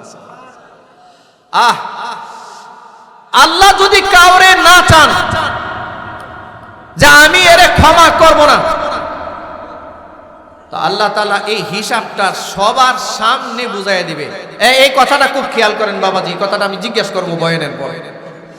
আল্লাহ যদি কাউরে আযাব দিতে চান, আযাব যে এর জাহান্নামে পাঠাবে, তো এই আমলনামাটা যখন বুঝাইয়া দিবে, এটা জনসম্মুখে বুঝাইয়া দিবে এইভাবে সবার সামনে হাসরের মাঠে। কোন মানুষের গায়ে কোনো কাপড় থাকবে না, সম্পূর্ণ বিবস্ত্র, পায়ে কোনো জুতা থাকবে না। এই বিবস্ত্র মানুষ, পায়ে জুতা নাই, প্রচন্ড গরমের মধ্যে দাঁড়ায় থাকতে হবে। এমত অবস্থায় গোটা হাসরের মানুষের সামনে আল্লাহ এই আমলনামাটা বুঝাইয়া দিয়া বলবে, এই ধরো, এটা তোমার আমলনামা, পড়ো, তোমারটা তুমিই পড়ো। রাসূল বলেন আমলনামাটা যখন জনসম্মুখে এইভাবে আল্লাহ প্রকাশ করবেন, কথাটা কি খেয়াল করতেছেন? আমলনামাটা যখন জনসম্মুখে আল্লাহ প্রকাশ করবেন, রাসূল বলেন সে যেন বুঝে নেয় তার জন্য জাহান্নাম অবধারিত হয়ে গেছে, তার জন্য জাহান্নাম অবধারিত। আর আমলনামা যদি আল্লাহ কাউরে গোপনে দেন, গোপনে, তাহলে বুঝে নিতে হবে আল্লাহ তারে মাফ করতে চায়। এজন্য হাদিসের মধ্যে আসছে রাসূল দোয়া করতেন, আল্লাহুম্মা হাসিবনি হিসাবান ইয়াসীরা, আল্লাহ আমার হিসাব আপনি সহজ করে দিয়েন। আওয়াজ বন্ধ করতে হবে, আওয়াজ বন্ধ করতে হবে, পিছনের সমস্ত আওয়াজ বন্ধ করতে হবে।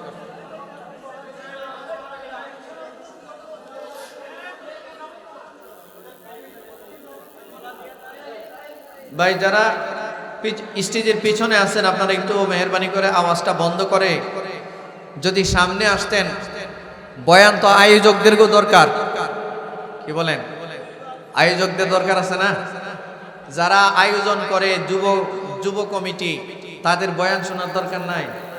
আমাদের দেশে কিন্তু অনেকে আছে যে বয়ানের আয়োজন করে কিন্তু নিজেরা নামাজ পড়ে না, হ্যাঁ ঠিক না? কিন্তু তারপরে যে আয়োজনটা করে এই জন্য তারা ধন্যবাদ পাওয়ার যোগ্য। কিন্তু নামাজটা যদি পড়তো, তাহলে আয়োজন আর নামাজ দুইটা যদি এক হয়ে যাইতো, নূরুন আলা নূর, আল্লাহর রহমতের ছায়া তাদের উপরে আরো প্রসারিত হতো, ঠিক না? আল্লাহ আমার ভাইদেরকে কবুল করেন। কথাটা হারায়া গেলাম, কি জানি বলছিলাম, জরুরি কথা একটা। আল্লাহ যদি কাউরে শাস্তি দিতে চান, তাহলে তার আমলনামা প্রকাশ করবেন সবার সামনে, সবার সামনে। আর আল্লাহ যদি কাউরে ক্ষমা করতে চান, আমলনামার সবার সামনে প্রকাশ করবেন না, এটা গোপনে কোথাও নিয়ে আল্লাহ তার হাতে দেন।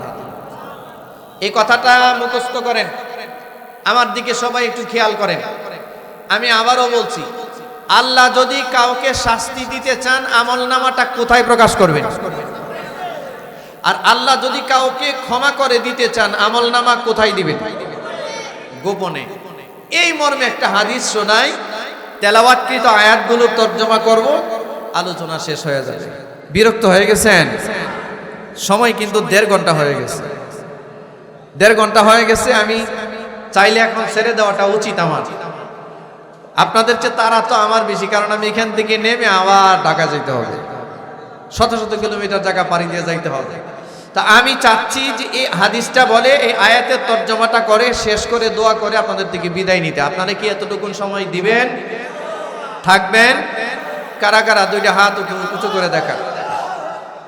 আল্লাহ আপনি আমাদেরকে কবুল করেন। হাদিসের মধ্যে আসছে আল্লাহ যদি কাউরে ক্ষমা করবেন বলে সিদ্ধান্ত নেন, এ যদি পাপিষ্ট হয়, গুনাহগার হয়, আল্লাহ তার আমলনামা জনসম্মুখে প্রকাশ করবেন না। জীবনে হয়তো কোনোদিন এই লোকটার কোনো নেক কথা আল্লাহর কাছে পছন্দ হয়ে গেছে, এই জন্য আল্লাহ তারে হাসরের ময়দানে একা ডাকবেন, একা। ও আল্লাহর বান্দারা খুব লক্ষ্য করেন, খেয়াল করেন, আল্লাহ আমাদের রব কে?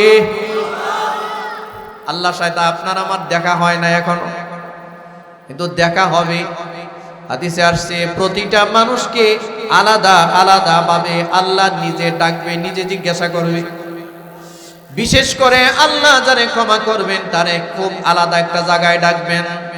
হাদিসে আসছে আল্লাহ তার এই বান্দাটারে এমন একটা জায়গায় ডাকবেন যে জায়গার 4 পাশে দেয়াল দেয়া থাকবে, দেয়াল, কেউ নাই, কিচ্ছু নাই।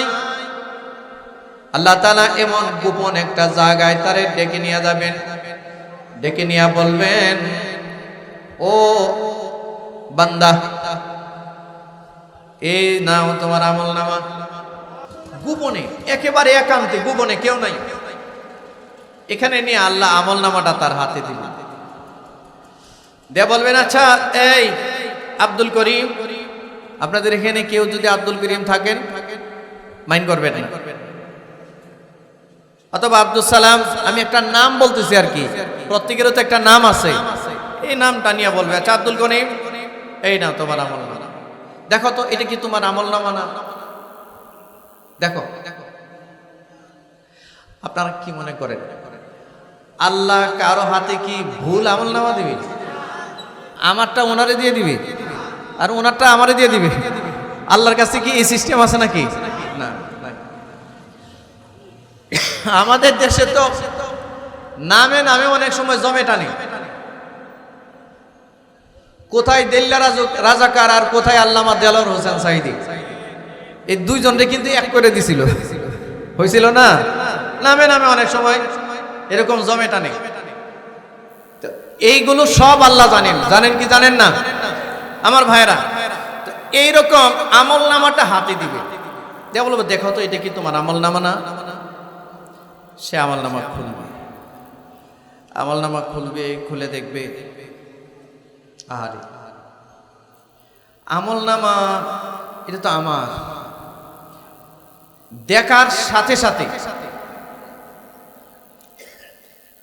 তার সারা দেহ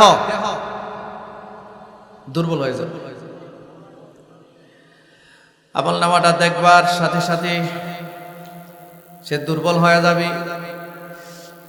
কারণ আমলনামার মধ্যে তার নাম, তার বাবার নাম, তার মার নাম, তার নসবনামা, তার রক্তের গ্রুপ, তার চোখের প্রিন্ট, আইরিশ প্রিন্ট, ফিঙ্গারপ্রিন্ট বুঝেন? টিপটা তো বোঝেন, টিপ।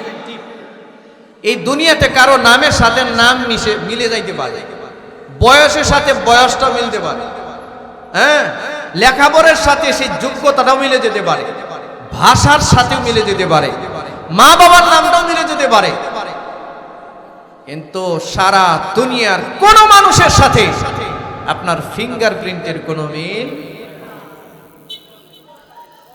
এই জন্য সূরা কিয়ামায় আল্লাহ তাআলা একটা আলোচনা করেছেন। আল্লাহ বলেন, আয়াহসাবুল ইনসানু আল্লান নাজমা'a 'ইযামাহ। আল্লাহ রাব্বুল আলামিন বলেন, দুনিয়ার মানুষ কি মনে করে যে সে মরে গেলে আমি তার হাড্ডি গোস্ত মনে হয় একত্রিত করতে পারবো না। এটা কি মানুষ মনে করে নাকি? এটা প্রশ্ন করছেন আল্লাহ। আয়াহসাবুল ইনসানু আল্লান নাজমা'a ইযামা।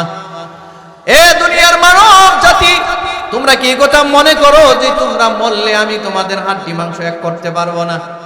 এরকম সন্দেহ যদি কেউ পোষণ করে থাকো তবে আমার কথা শুনো। এরপরের আয়াত আল্লাহ বলেন, বালা কাদিরিন আলা আন নুসাউফিয়া বানানা। আল্লাহ রাব্বুল আলামিন বলেন, ও জগতের মানুষ, ও নাস্তিক সম্প্রদায়, ও এথিস্ট সম্প্রদায়, যারা মনে করো মরার পরে কোনো জীবন নাই, মরার পরে মনে হয় কোনো আর জবাবদিহিতা নাই, মনে রাখো আমি আল্লাহ মরার পরে শুধু তোমার হাড্ডি মাংস একত্রিত করব না, তোমার আঙ্গুলের আগায় যে কয়েকটা চিহ্ন রাখছিলাম, বালা কাদিরিন আলা আন নুসাউইয়া বানানা। আন নুসাউইয়া বানানা শব্দের অর্থ হচ্ছে আঙ্গুলের আগায় যে চিহ্ন আছে, ফিঙ্গারপ্রিন্ট। আল্লাহ বলেন আমি শুধু তোরে হাড্ডি মাংস দিয়ে জীবিত করব না, তোর ফিঙ্গারপ্রিন্টার সহ আমি আল্লাহ তোরে জীবিত করব। এই জন্য আল্লাহ যখন আমলনামাটা দিবে, ওই ব্যক্তি যখন তাকায়া দেখবে, হাত দিবে, যখন তার হাতটা পড়বে, হাত খুব খেয়াল করে দেখবেন, আপনার ফিঙ্গার ছাড়া কিন্তু আপনার জমির কোনো দলিল হবে না। হবে নাকি? আপনি সিগনেচার 500 করলেও দলিল সম্পন্ন হবে নাকি? কি লাগবে? আপনার ফিঙ্গার ছাড়া আইডি কার্ড, ফিঙ্গার ছাড়া আইডি কার্ড হয় নাকি? আপনি যত বড় ক্ষমতাশীল মানুষই হন না কেন, আপনার ফিঙ্গার ছাড়া এয়ারপোর্টে ইমিগ্রেশন আপনি পার হতে পারবেন না। ফিঙ্গার লাগবে। ফিঙ্গার লাগবে কি লাগবে না? আল্লাহ যখন আমল নামাটা হাতে দিবে, দিয়া বলবে, বলো এই আমল নামটা তোমার কিনা। বান্দা যখন হাতে নিয়ে এই যে হাতটা খালি দিবে, আমল নামার দললে কি হাত লাগবে না? যেই মাত্র হাতটা দিবে, সাথে সাথে আমরা তো একটা আঙ্গুলের ফিঙ্গার দেই। আল্লাহর ওই বান্দা যখন হাতটা দিবে, তার 10টা আঙ্গুলের ফিঙ্গার সাথে সাথে সেট আপ হয়ে যাবে, আর সাথে সাথে গ্রিন বাতি জ্বলে উঠবে। আমলনামায় গ্রিন সিগন্যাল জ্বলে উঠবে, তাকায় দেখবে এটা আমার আমলনামা। এবার একটার পর একটা পৃষ্ঠা উল্টাতে থাকবে, একটার পর একটা পৃষ্ঠা উল্টাতে থাকবে। আল্লাহ কোরআন মাজিদে বলেন, ووضع الكتاب فترى المجرمين مشفقين مما فيه। কোরআন মাজিদে আল্লাহ রাব্বুল আলামিন বলেন, সূরা কাহফের মধ্যে আল্লাহ রাব্বুল আলামিন বলেন, মুজরিম যারা, গুনাহগার যারা, পাপিষ্ট যারা, তাদের হাতে যখন আমলনামা বুঝায়া দেওয়া হবে, সে তাকায় দেখবে আর বলবে, লা ইউগাদিরু সগীরাতান ওয়ালা কাবীরাতান ইল্লা আহসাহা ওয়াজাদু মা আমিলু হাদিরা। আল্লাহ রাব্বুল আলামিন বলেন, সে তাকায় দেখবে ছোট থেকে ছোট কোনো পাপ, ছোট থেকে ছোট কোনো নেক একটাও বাদ পড়ে নাই, সব লেখা, সব লেখা। এটা দেখবে আর থরথর করে কাঁপতে থাকবে, থরথর করে কাঁপতে থাকবে, থরথর করে কাঁপতে থাকবে। এই কাঁপতেছে কাঁপতেছে, একদম শুরু থেকে শেষ পর্যন্ত সে উল্টাবে আর কাঁপতেছে, কান্না করতেছে, চোখ দিয়া পানি পড়তেছে। হাদিসে আছে, আমলনামা উল্টাবে আর কাঁদবে, কাঁদতে কাঁদতে একটা সময় চোখের পানি শেষ হবে, এখান থেকে রক্ত বের হতে থাকবে, রক্ত। আমলনামা শেষ হবে, মাথাটা নিচু করে দিয়া, খাশিআতান আবসারুহুম তারহাকুহুম যিল্লাহ যালিকাল ইয়াউমুল্লাযী কানূ ইউআদুন। কোরআন মাজিদে আল্লাহ বলেন, খাশিআতান আবসারুহুম, তার দৃষ্টি ভীত সন্ত্রস্ত হয়ে যাবে। তারহাকুহুম যিল্লাহ, সারা জিন্দেগীর জিল্লতি অপমান তারে গ্রাস করবে। মাথা নিচু করে ওই বান্দা দাঁড়ায় থরথর করে কাঁপতে থাকবে। আল্লাহ আরশ থেকে ডাক দিয়া বলবে, বান্দা কাঁদো কেন? আর এরকম থরথর করে কাঁপতেছো কেন? বান্দা এবার জবাব দিবে, আল্লাহ আমি কাঁদতেছি আর কাঁদতেছি, ভয় পাচ্ছি, কারণ আমার আমলনামা আমি পড়েছি, আমি দেখেছি এখানে কি লেখা আছে। জীবনে যেটারে হাসি খেলা সার তামাশায় নিয়েছিলাম, মনে করেছিলাম এটা মনে হয় লেখা হবে না আমলনামায়। লা ইউগাদিরু সগীরাতান ওয়ালা কাবীরা। আজকে তো তাকায় দেখি আমার কোনো ছোট গুনাহ বাদ পড়ে নাই। হেলায় খেলায়, বন্ধু বান্ধবের আড্ডায়, দোকানপাটে বসে মজার ছলে কিছু কথা বলেছিলাম, ভেবেছিলাম এগুলো মনে হয় আমার পাপের খাতায় লেখা হবে না। দেখি এগুলো পাপের খাতার মধ্যে লেখা হয়ে গেছে। আল্লাহ, জাহান্নামের ঘোষণা আপনার দেওয়া লাগবে না, আমি তো আমার আমলনামা পড়েছি, আমি বুঝে নিয়েছি, হয়তো আপনি এখন আমারে ঘোষণা দিবেন, যাও বান্দা তুমি জাহান্নামের দিকে যাও। আপনার ওই ঘোষণার অপেক্ষায় হয়তো এখন বলবেন, বান্দা তুমি জাহান্নামের দিকে যাও। বান্দা যখন এই কথা বলবি, নবীজি হাদিসের মধ্যে বলেন, তখন আল্লাহর একটা দয়া হবে বান্দার উপর। আল্লাহ ডাক দিয়া বলবেন, বান্দা মাথা উঠাও। বান্দা মাথা উঠাবে, আল্লাহ বলবেন, এতক্ষণ তো তোমার আমলনামা দেখছো, এখন একটু তোমার চারপাশে তাকায় দেখো। ভয়ে মানুষ যখন ভয় পায়, দেখবেন আপনি আপনার বাচ্চারে ভয় ধমক দিলে বাচ্চার ডানে বামে তাকায় না, একদিকে তাকায় থাকে, থরথর করে কাঁপতে থাকে। বান্দাও থরথর করে কাঁপতেছিল। খাশিআতান আবসারুহুম তারহাকুহুম যিল্লাহ। জিন্দেগীর পাপ জিল্লতি তারে গ্রাস করে ফেলছে, ডানে বামে তাকায় না। আল্লাহ বলেন, বান্দারে মাথা উঠাও, আর একটু ডানে বামে চেহারাটা ঘুরায়া দেখো, কিছু দেখা যায় কিনা। এবার বান্দা মাথা উঠাবে, মাথা উঠায় আর ডানে বামে একটু চেহারাটা ঘোরাবে, চেহারা ঘোরায় দেখবে কেউ নাই, কিচ্ছু নাই। আল্লাহ বলবেন, বান্দা কাউরে দেখতে পাও নাকি? এই বন্ধু, এই আমার বয়ান কিন্তু শেষ, এটা মূল কথা, এটা মূল কথা। আল্লাহ এবার বান্দারে বলবে, বান্দা কাউরে কি দেখতে পাও?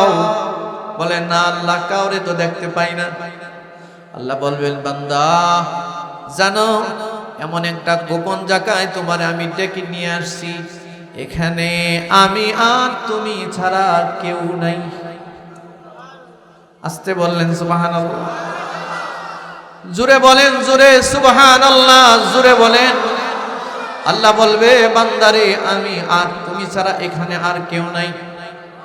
জানোনি সারা জীবন তোমার আমলনামা যারা লেখছে, কিরামান কাতিবিনা ইয়ালামুনা মা তাফআলুন, এই আমলনামা যারা লেখছে, যে ফেরেশতাগুলো সারা জীবন তোমার সাথী ছিল, কবরে ছিল, মিজানে ছিল, হাসরে ছিল, সব জায়গায় ছিল, এই ফেরেশতাগুলোর পর্যন্ত এখানে আমি থার্ড পারসন হিসাবে রাখি নাই। বান্দা জানোনি এতটা গোপন জায়গায় তোমারে কেন ডাকছে আমি? বান্দা বলবেন, না আল্লাহ আমি জানি না। আল্লাহ বলবেন, বান্দা এই গোপন জায়গায় ডাকছি তোমারে আমি ক্ষমা করে দিব বলে সিদ্ধান্ত নিচ্ছি, এই জন্য গোপনে তোমারে আমি ডাকছি। বান্দা আল্লাহ রহমতের দিকে তাকায় থাকবে। মনে রাখবেন, আল্লাহর একটা স্বাভাবিক নিয়ম আছে, আল্লাহ নিজের জন্য নিয়ম করছেন। নিয়ম প্রতিটা প্রতিষ্ঠানের নিয়ম আছে, প্রত্যেকটা দেশের আইন কানুন আছে, আল্লাহরও একটা নিয়ম আছে। আল্লাহ বলেন, আমার নিয়ম কেউ বানায় নাই, আমার নিয়ম আমি বানাইছি। আমার নিয়মের মধ্যে এই নিয়মটা আমি আমার আরশের উপরে লিখে রাখছি। ও জগতের মানুষ, আমার নিয়ম আমি বানায়া, এই আসমান আমি বানাইছি, এই জমিন আমি বানাইছি, এই মানুষ আমি সৃষ্টি করেছি, জিন সৃষ্টি করেছি, ফেরেশতা সৃষ্টি করেছি, জান্নাত জাহান্নাম সৃষ্টি করেছি। এই সব সৃষ্টি করে আমি একটা নিয়ম বানাইছি, নিয়ম বিধান। আমি আল্লাহ, আমার এই জগৎ কেমনে চলবে, আমি আমার কোন নিয়মে চলবো, এটার একটা বিধান আমি বানাইছি। এই বিধানের একটা সারমর্ম কথা, এটা স্বর্ণাক্ষরে লিখে মূল সারমর্ম কথাটা আমার আরশের উপরে আমি টানায়া রাখছি। এই কথাটা হাদিসে রাসূল বলেন, ইন্না রাহমাতি সাবাকাত গাদাবি। আল্লাহ বলেন আমার জন্য আমি নিয়ম করছি এইটা, যে আমার গজব যেমন আছে রহমত এমন আছে, কিন্তু আমি গজবরে নির্দেশ দিছি জীবনে কোনোদিন আমার রহমতের আগে যাবি না। আমার রহমত সর্ব অবস্থায় গজবের আগে প্রাধান্য পাবি। আমি যদি আমার কোনো বান্দারে আযাব দিবার চিন্তা করি একবার, তারে অন্তত রহমত দিবার চিন্তা করি 10 বার। এটা আমার নিয়ম, এটা আমার নিয়ম। ইন্না রহমাতি সাবাকাত গাদাবি, এটা আমার নিয়ম, এটা আমি বানাইছি। আল্লাহ ডাক দিয়া বলবেন, বান্দারে গোপনে আনছি, তোমারে ক্ষমা করে দিব বলে গোপনে আনছি। আরে বান্দা, আমলনামাটা একটু দাও আমার হাতে। এই গুনাহগারের কাছ থেকে আমলনামাটা আল্লাহ নিজে নিয়ে নিবেন। নিজে নিয়ে আল্লাহ তার কুদরতি হাত আবারও বুলাইয়া দিবেন। কুদরতি হাত বুলাইয়া দিয়া বলবে, ধরো। এবার আমলনামাটা দ্বিতীয়বার এই পাপিষ্ঠ বান্দার হাতে দিবেন।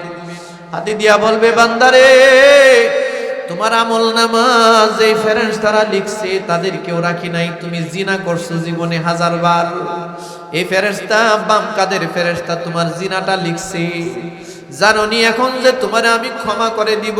ফেরেশতা সামনে থাকলে হয়তো আমার দিকে তাকায়া থাকতো, বলতো এমন একটা জিনাখুর রে আল্লাহ কেমনে ক্ষমা করে দিব।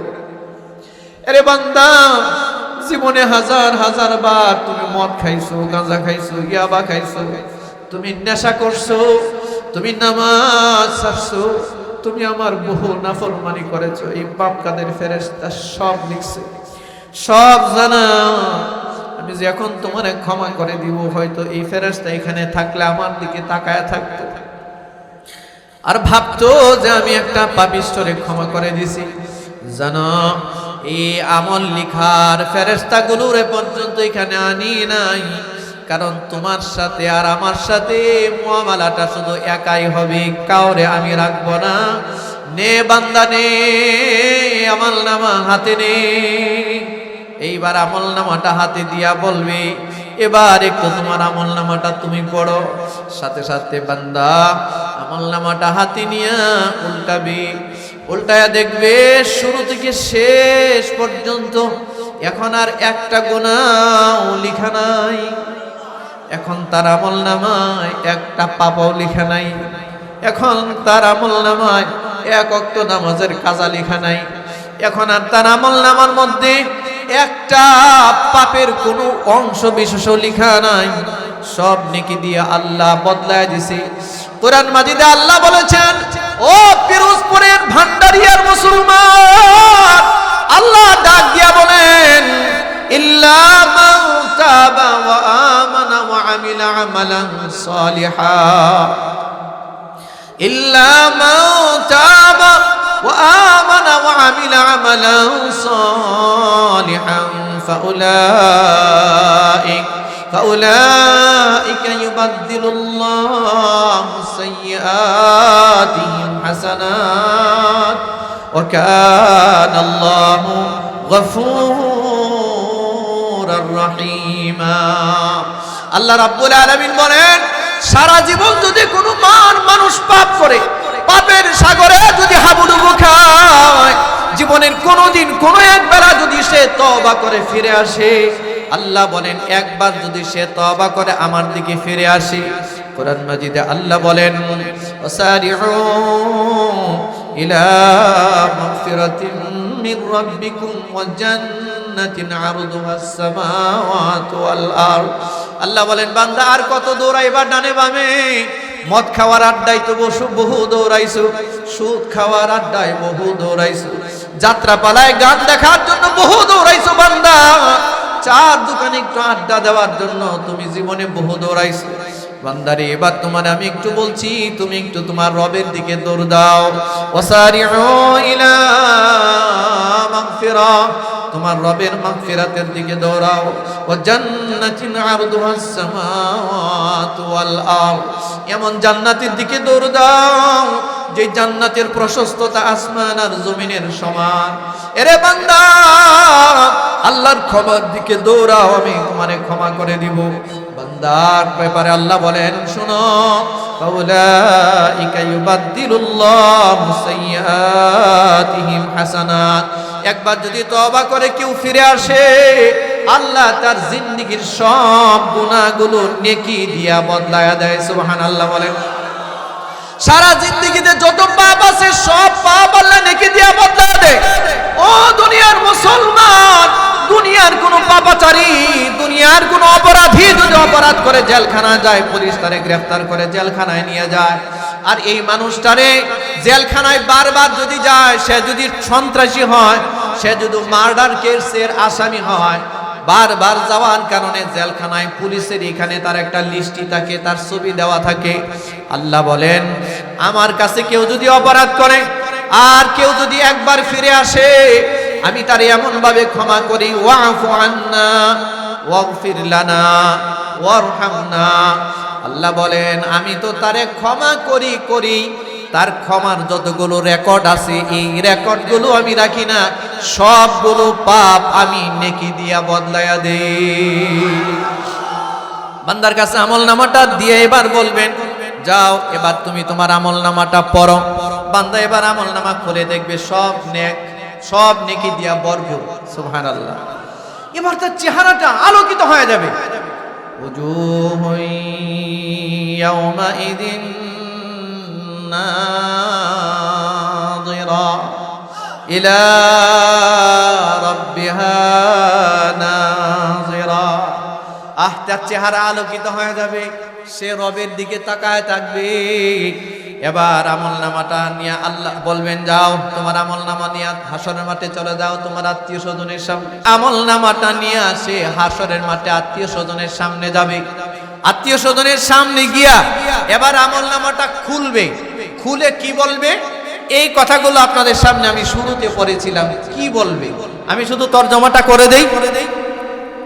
সামনে যে শুরুতে যে আয়াতটা পড়ছিলাম, এই আয়াতের তরজমাটা আল্লাহ রাব্বুল আলামিন বলেন, এই আমলনামাটা এবার নিয়ে যাবে হাসরের মাঠে। আমলনামাটা নিয়ে গিয়া সব মানুষের সামনে দাঁড়াবে। দাঁড়ায় এবার বলবে, ফাআম্মা মান উতিয়া কিতাবাহু বিয়ামিনি। সে ডাক দিয়া বলবে, ফাআম্মা মান উতিয়া কিতাবাহু বিয়ামিনি। কিছু মানুষের আমলনামা ডান হাতে দেওয়া হবে, কিছু মানুষের আমলনামা বাম হাতে দেওয়া হবে। যার আমলনামা ডান হাতে দেওয়া হবে সে আমলনামাটা হাতে নিয়ে হাসরের মাঠে যাবে। হাসরের মাঠে গিয়া বলবে, ফাআম্মা মান উতিয়া কিতাবাহু বিয়ামিনি। যার আমলনামা ডান হাতে দেওয়া হলো সে বলবে, ফায়াকুল, সে বলতে থাকবে, হা উমকরাউ কিতাবিয়া। ও হাসরের ময়দানের মানুষ, ও আমার আত্মীয় স্বজন বন্ধু বান্ধব, এই যে আমার আমলনামা তোমরা একটু পড়ো। কি কয়? কারে পড়তে কয়? অন্যদেরকে পড়তে বলে। আর আল্লাহ যখন তারে গোপনে পড়তে দিছে, সে পড়তে পারতেছে?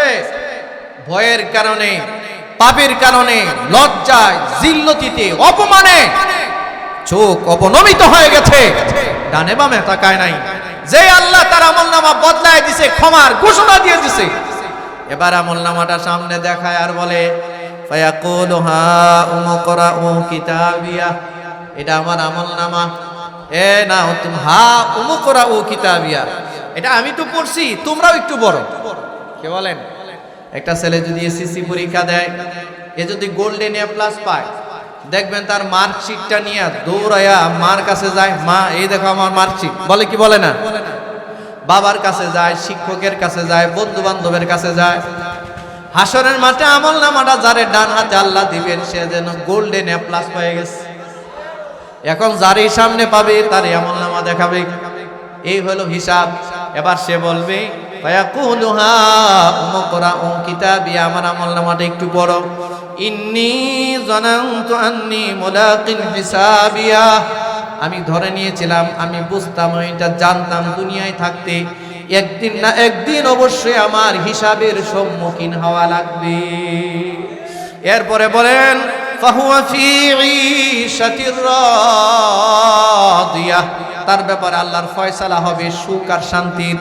ফি জান্নাতিন আলিয়া, সুউচ্চ জান্নাতের, সুউচ্চ জান্নাতের ফয়সালা হবে। কুতুফুহা দানিয়া, কুলু ওয়াশরাবু হানিআম বিমা আসলাফতুম ফিল আইয়ামিল খালিয়া। সে বলবে, আল্লাহর পক্ষ থেকে বলা হবে কুলু, খেতে থাকো, ওয়াশরাবু, পান করতে থাকো, যা মনে চায় তাই খাও, যা মনে চায় তাই পান করো। দুনিয়াতে খাওয়ার রেস্ট্রিকশন আছে, হালাল হারামের বিধান আছে, ঠিক কিনা জোরে বলেন? কিন্তু জান্নাতে যাওয়ার পর তার এই রেস্ট্রিকশন থাকবে না। আল্লাহ রেস্ট্রিকশন উঠায় নিয়ে যাবে আর বলবে কুলু, তুমি খাও, ওয়াশরাবু, পান করো, হানিআম বিমা আসলাফতুম ফিল আইয়ামিল খালিয়া। যা কিছু দুনিয়াতে তুমি অর্জন করেছো, যত কিছু তুমি সহ্য করেছো, ধৈর্য করেছো, তার বিনিময়ে তুমি এখন যা চাও তাই খাও, যা মনে চায় তাই পান করতে থাকো। সুবহানাল্লাহ, জোরে বলেন সুবহান। সম্মানিত হাজিরিন, এর পরের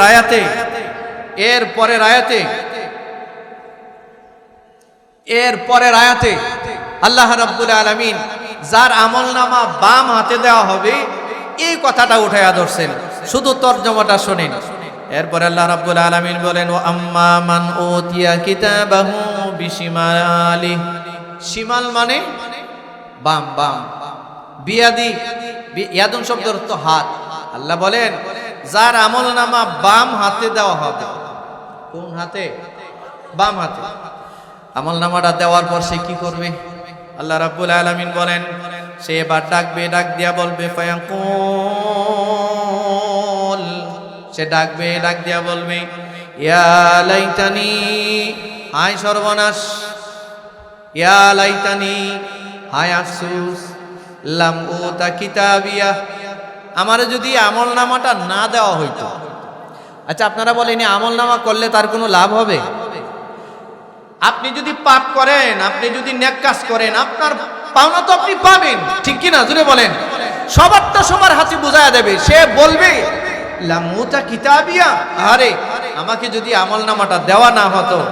এরপরে বলবে মা, এরপরে বলবে ওয়ালাম আদরি মা হিসাবিয়া, আমি যদি হিসাবের সম্মুখীন না হইতাম।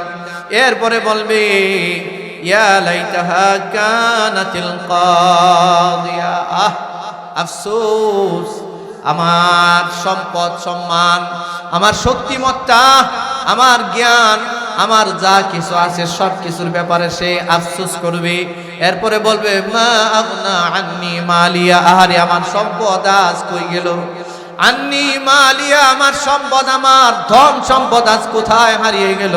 হালাকা আন্নি সুলতানিয়া, আর বলা হবে তার সমস্ত কর্তৃত্ব, নেতৃত্ব, সমস্ত ক্ষমতা ওই দিন ধ্বংস হয়ে যাবে। এরপরে আল্লাহ তারে বলবেন খুযু, এটা ভয়ানক আয়াত। এরপরে আল্লাহ ফেরেশতারে বলবেন আমলনামা যারে বাম হাতে দেওয়া হয়েছে। এরপরে আল্লাহ ফেরেশতারে ডাক দিয়া বলবেন খুযু,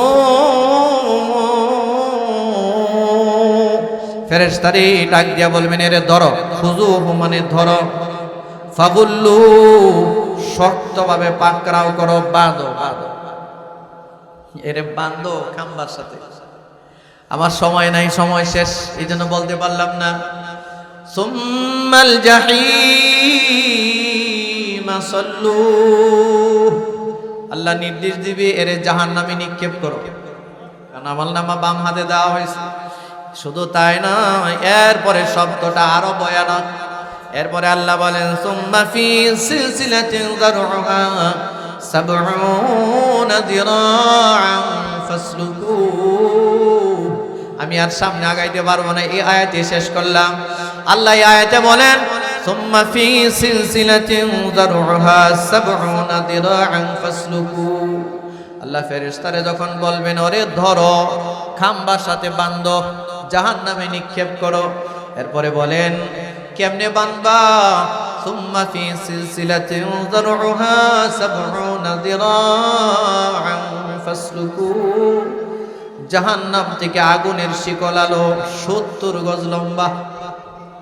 70 শব্দের অর্থ হলো 70, জিরাআন গজ।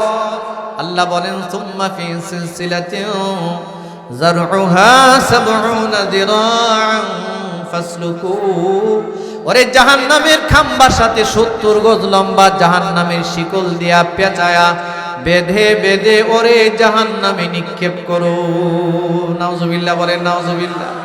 এ বন্ধু, খেলায় খেলায় আর সময় কাটায় না, আল্লাহ না করুক যদি কারো ব্যাপারে আল্লাহ ফয়সালা নিয়ে নেয়, আমলনামা বাম হাতে দিবে যদি ফয়সালা হয়ে যায়, এর কিন্তু 70 গজ লম্বা শিকল দিয়া বেঁধে বেঁধে ওরে জাহান্নামে ফেলে দিবে। মাআযাল্লাহ, আল্লাহ আপনি আমাদেরকে হেফাজত করেন, সবাই বলেন আমিন। মুহতারাম হাজরিন, আমলনামা ডান হাতে কারা কারা চান? এটা হাত ওঠা। আমলনামাটা ডান হাতে চান? সবাই চান? তাহলে কিছু কাজ করতে হবে আমাদের। প্রস্তুত আছেন? আমরা তো মানুষ, আমাদের ভুল হয়, আমাদের গুনাহ হয়, হইতেছে। ইচ্ছা করে কি গুনাহ করা যাবে? ইচ্ছা করে কি গুনাহ করা যাবে? তাহলে আমরা যারা আমলনামা ডান হাতে চাই, গুনাহটা যে পরিত্যাগ করতে হবে, গুনাহ ছাড়তে হবে। প্রস্তুত আছেন? তওবা আল্লাহর দরবারে। আল্লাহ, জীবনে যা ভুল করছি না করছি, আপনার দরবারে আমরা আজকে এই মুহূর্তে এখানে এই তওবাটা করে যাব। আমরা অতীত জীবন নিয়ে লজ্জিত, আমরা এই গুনাহগুলো আর ভবিষ্যতে করব না। এই প্রতিশ্রুতি কি আল্লাহরে দিতে পারি কিনা? জোরে বলেন। কোন মানুষের দেনা পাওনা থাকলে সাধ্য অনুযায়ী চেষ্টা করব পরিশোধ করে দেওয়ার জন্য। পারবো তো ইনশাআল্লাহ? আর আল্লাহর দরবারে ওযু করে 2 রাকাত নামাজ পড়ে, সালাতুত তওবার, তওবার নিয়তে 2 রাকাত নামাজ পড়ে, সিজদায় গিয়া আল্লাহরে শুধু এই কথা বলেন, আল্লাহ আমি আমার অতীত জীবনের পাপ নিয়ে লজ্জিত, আমি ভবিষ্যৎ জীবনে আর এই পাপ করতে চাই না, আমি আর করব না, আপনারে ওয়াদা দিলাম। আল্লাহর ওয়াদা আছে আপনারে আল্লাহ মাফ করবেন। ওয়াল্লাযীনা ইযা ফাআলু ফাহিশাতান আও যালামু আনফুসাহুম যাকারুল্লাহা ফাস্তাগফিরু লিযুনুবিহিম ওয়া মান ইয়াগফিরুয যুনুবা ইল্লাল্লাহ। আল্লাহ বলেছেন যারা পাপিষ্ঠরা পাপ করে, এরা যখন তওবা করে, আরে আমি ছাড়া এদেরকে কে ক্ষমা করবে? তা আল্লাহই তো একমাত্র আমাদেরকে ক্ষমা করেন ওয়ালা। ঠিক কি না? জোরে বলেন। আমরা তো পাপ করছি, এমন পাপ করি নাই যে আমরা 100 মানুষ মার্ডার করছি, এমন তো করি নাই। কিন্তু এই জমিনে 100 মানুষ খুন করছে, এমন পাপেরও তো আল্লাহ মাফ করে দিয়েছে। তা আমরা আল্লাহর কাছে ক্ষমা চাই, আল্লাহ যেন আমাদেরকে মাফ করে দেন। যুবক বন্ধু, তোমার 2টা পায়ের মধ্যে হাত রেখে, আমি এক মুসাফির, তোমার 2টা পায়ের মধ্যে হাত রেখে অনুরোধ করছি, মদের আড্ডায় আর যাইও না, গাঁজা আর খায়ও না, ইয়াবার মতো নিজেকে ধ্বংস করার এই খাবার, এই নাপাক, এই হারাম এই মুখে আর নিও না। তোমার রব তোমার মুখটা মার পেটে হেফাজতে রাখছে মদ আর গাঁজা আর ইয়াবা খাওয়ার জন্য নয়। ফিরে আসো বন্ধু, ফিরে আসো বন্ধু, তোমার রবের দিকে ফিরে আসো, ফিরে আসো তোমার মালিকের দিকে ফিরে আসো। তোমার এই আনন্দ, তোমার এই উচ্ছ্বাস, তোমার এই খেলাধুলা, তোমার এই আনন্দের বহর বেশি দিন টিকবে না। অচিরেই তোমার শরীর দুর্বল হবে, অচিরেই তোমার দৃষ্টি দুর্বল হবে, তোমার শক্তি দুর্বল হবে, অচিরেই তোমার জ্ঞান বিজ্ঞান যা আছে সব দুর্বল হবে। তুমি ইচ্ছাই হোক আর অনিচ্ছাই হোক, তোমার রবের দিকে তোমার আমার ফিরে যেতেই হবে। সুতরাং তোমার রবের দিকে শক্তি সামর্থ্য থাকতে ফিরে আসো বন্ধু, তওবা করো, এই মদ গাঁজা ইয়াবার মতো হারাম থেকে নিজেকে বাঁচাও। কুদরতি আল্লাহর কুদরতি পায়ে সিজদা দেওয়ার অভ্যাস করো, তোমার এই কপাল মালিকের কুদরতি পায়ে লুটিয়ে দাও। তোমার এই জবান আল্লাহর রাস্তায় ব্যয় করো। যদি কোনো কথা বলতে হয় কল্যাণের কথাই বলো, যদি কোনো কথা বলাটা তোমার জন্য অনুচিত মনে করো চুপ থাকো, এতেই তোমার খায়ের আর বরকত। ওমান কানা ইউমিনু বিল্লাহি ওয়াল ইয়াউমিল আখিরি ফালইয়াকুল খায়রান আও লিয়াসমুত। রাসূল বলেন যে আল্লাহর উপর ঈমান রাখে, পরকালের উপর ঈমান রাখে, যদি কোনো কথা বলে সে যেন সত্য কথা আর ভালো কথাটাই বলে, না পারলে মুখটা যেন বন্ধ রাখে। আসুন এটা প্র্যাকটিস করি। ও মুরব্বি বাবাজি, শরীরে টানা টানা চামড়া আজ লুজ হয়ে গেছে, আপনার কড়া দৃষ্টি দুর্বল হয়ে গেছে, প্রবল শক্তি নিঃশেষ হয়ে গেছে, আপনার অনেক শক্তি মাধুর্য ছিল আজকে নিঃশেষের দিকে। এখনো পর্যন্ত আপনি দুনিয়া ধরে আছেন, এখনো দৈনিক সময় করে ৩-৪ ঘন্টা আড্ডার মজমায় আপনি বসে থাকেন। আল্লাহর ঘর মসজিদে বসতে আপনার মন চায় না, অথচ হাদিসে রাসূল বলছেন মসজিদে যদি কেউ এক নামাজের জন্য অপেক্ষা করে, কোনো তাসবিহ না পড়ে, কোনো সুবহানাল্লাহ আলহামদুলিল্লাহ নাও পড়ে, কোরআন তেলাওয়াত যদি সে নাও করে, শুধুমাত্র নামাজের অপেক্ষা করছে, রাসূল বলেন প্রতিটা মুহূর্তে মুহূর্তে তার আমলনামায় ইবাদতের সওয়াব লেখা হচ্ছে। বাবাজি, এই পাপের সংসার ত্যাগ করুন, এই পাপের সমাজ পরিত্যাগ করুন, এই পাপের দোকানের আড্ডাকে বর্জন করুন, বর্জন করে আল্লাহর ঘরে বেশি সময় দিন। কোরআন মাজিদ হাতে নেন, এই কোরআন হাতে নেন, এই কোরআন হাতে নেন, কোরআন খুলেন, যতটুক পারেন তাকায়া দেখেন, শুদ্ধ পারেন অশুদ্ধ পারেন একটু খুলেন, ধাক্কায় ধাক্কায় পারেন একটু পড়েন। রাসূল বলেছেন যে ব্যক্তি কোরআন মাজিদ শুদ্ধ করে পড়তে পারে না, সে দেখে ঠেলে ঠেলে পড়ে, তার জন্য 2টা সওয়াব অপেক্ষা করছে। পারে না, চেষ্টা করছে, বন্ধ করে নাই। আর যে অক্ষরগুলো চোখে চোখে দেখছে, প্রতিটা অক্ষর হাসরের মাঠে তার জন্য সুপারিশ করবে। আল্লাহু আকবার বলেন। ও বাবাজি, একটা ছোট বাচ্চা, এই বাচ্চাটারে যদি 3-4 বছরের একটা বাচ্চা, এই বাচ্চা শুধুমাত্র অক্ষরগুলো পড়ে, এই বাচ্চাটা আপনার বাচ্চাকে আপনি শিখাইলেন ক খ গ ঘ ঙ শিখাইছেন, এই বাচ্চা শিখছে, কিছুক্ষণ পরে জিজ্ঞাসা করলেন বাবা এই অক্ষরগুলো তো বলো, বাচ্চা বলতেছে ক রে বলতেছে চ, চ রে বলতেছে ক। আপনারা বলেন এই বাচ্চাগুলো যে অক্ষরগুলো শিখলো, শিখার সময় শুদ্ধ শিখছে, বলার সময় ভুল বলতেছে, এই বাচ্চারে কি আপনি ধমক দিবেন? এই বাচ্চাকে কি আপনি পিটাবেন? কেন পিটাবেন না, বরঞ্চ আপনি তাকে চুমা দিবেন, আদর করবেন, আরো মারহাবা দিবেন। এই জন্য দিবেন যে এত ছোট একটা বাচ্চা অন্তত পক্ষে বইটা নিয়ে বসছে, যে এটার জন্য তো আপনি তার একটা চুমা দিবেন, দিবেন না? বাবাজি, একটা বাচ্চা যে ও বইটা নিয়ে বসছে, এই জন্য সে ভুল করতেছে, করে চ পড়তেছে, তাও আপনি চুমা দিচ্ছেন। বিশ্বাস করুন, এই জগতের কোন মানুষ যখন আল্লাহর কালাম নিয়ে বসে যায়, এ শুদ্ধ পড়ুক আর অশুদ্ধ পড়ুক, আল্লাহ কোরআন নিয়ে সে যখন বসে যায়, এই ব্যক্তি যাই বলে অশুদ্ধ বললেও আল্লাহর কাছে এটা শুদ্ধ বলে প্রমাণিত হয়ে যায়। আর 1-2টা করে অক্ষর মসজিদের ইমাম মুয়াজ্জিনের কাছে পড়তে থাকেন, চেষ্টা করতে থাকেন। কোরআন থেকে নিজেকে দূরে সরায়েন না, দোকানের আড্ডা থেকে নিজেকে বাঁচান, গীবত শিকায়ত থেকে নিজেকে হেফাজত করুন। মা বোনদেরকে বলি, ছোটবেলায় মা বোনদের তেলাওয়াত শুনে আমাদের ঘুম ভাঙতো, আর মুসলমানদের ঘরে এখন সকালবেলা ইন্ডিয়ান সিনেমা চলে, ঠিক কিনা জোরে বলে? মা বোনেরা, আজকে আপনার সন্তান কেন মদ খায়, কেন গাঁজা খায়, কেন ইয়াবা খায়, এটা শুধু সন্তানের দোষ নয়, এটা আপনারও দোষ। স্বামী হিসাবে আপনার দোষ, একজন স্ত্রী হিসেবে আপনার দোষ। আপনার বাচ্চাকে নিয়ে আপনি প্র্যাকটিস করেন নাই, দ্বীন ইসলামের প্র্যাকটিস করেন নাই। আসেন আমরা সবাই মিলে এই পাপের কাজ পরিত্যাগ করে আল্লাহর দিকে আমরা ফিরে যাব। কারা কারা প্রস্তুত আছে? ইনশাআল্লাহ। আল্লাহ আপনি আমাদেরকে তৌফিক দান করেন।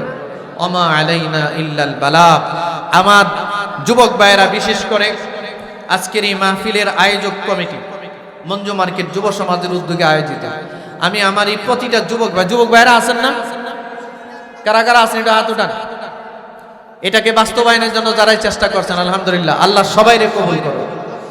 আমার এই ভাইগুলো এখানে যদি চেষ্টা করতো, গানের আয়োজন করতে পারতো না? তো এই জন্য কি একটু ধন্যবাদ দেওয়া যায় না? সভাপতি সাহেব গানের পিছনে 5 লাখ টাকা ব্যয় করতে পারতো না? এই জন্য কি সভাপতি সাহেব একটা ধন্যবাদ বা কৃতজ্ঞতা পাওয়ার যোগ্য নয়? আল্লাহ আমার ভাইকে কবুল করেন, আমার এই যুবক ভাইগুলোকে আল্লাহ কবুল করেন। তারা প্রতি বছর যেন এই আয়োজনটা আরো সুন্দর করে করতে পারেনি, তৌফিক আল্লাহ তাদেরকে দান করেন। আপনারা যারা এখানে এসেছেন মুরব্বী বাবাজিরা, এত লম্বা বয়ান আমি কোথাও করি না। অফ সিজন তো, এটা আন সিজন, এই জন্য এত দূরে আসছি, এত দূরে সাধারণত আসাও হয় না আমার, এই জন্য একটু দীর্ঘ বয়ান করলাম, লম্বা সময় নিলাম। বিরক্ত হইছেন? যতটুকু কথা বলছি আমানতের জন্য বলছি, ফিরে আসেন বাবাজিরা। আপনাদের প্রতি কৃতজ্ঞতা, আপনারা ধৈর্য ধরে আমি হতবাগারি কয়েকটা কথা শুনছেন। মা বোনরা হয়তো পর্দার আড়াল থেকে কথা শুনছে না, অনেক মা চাচিরা হয়তো কথা শুনেছেন। আসেন, আমরা সবাই আল্লাহর গোলাম, আমরা সবাই আল্লাহর বান্দা, আমরা আল্লাহর বান্দি। আমরা আমাদের রবের দিকে ফিরে যাই, গুনাহ বর্জন করি। আল্লাহ আমাদেরকে তৌফিক দান করুন। اللهم آمين. الحمد لله الذي هدانا لهذا وما كنا لنهتدي لولا أن هدانا الله. لقد جاءت رسل ربنا بالحق. ربنا ظلمنا أنفسنا وإن لم تغفر لنا وترحمنا لنكونن من الخاسرين.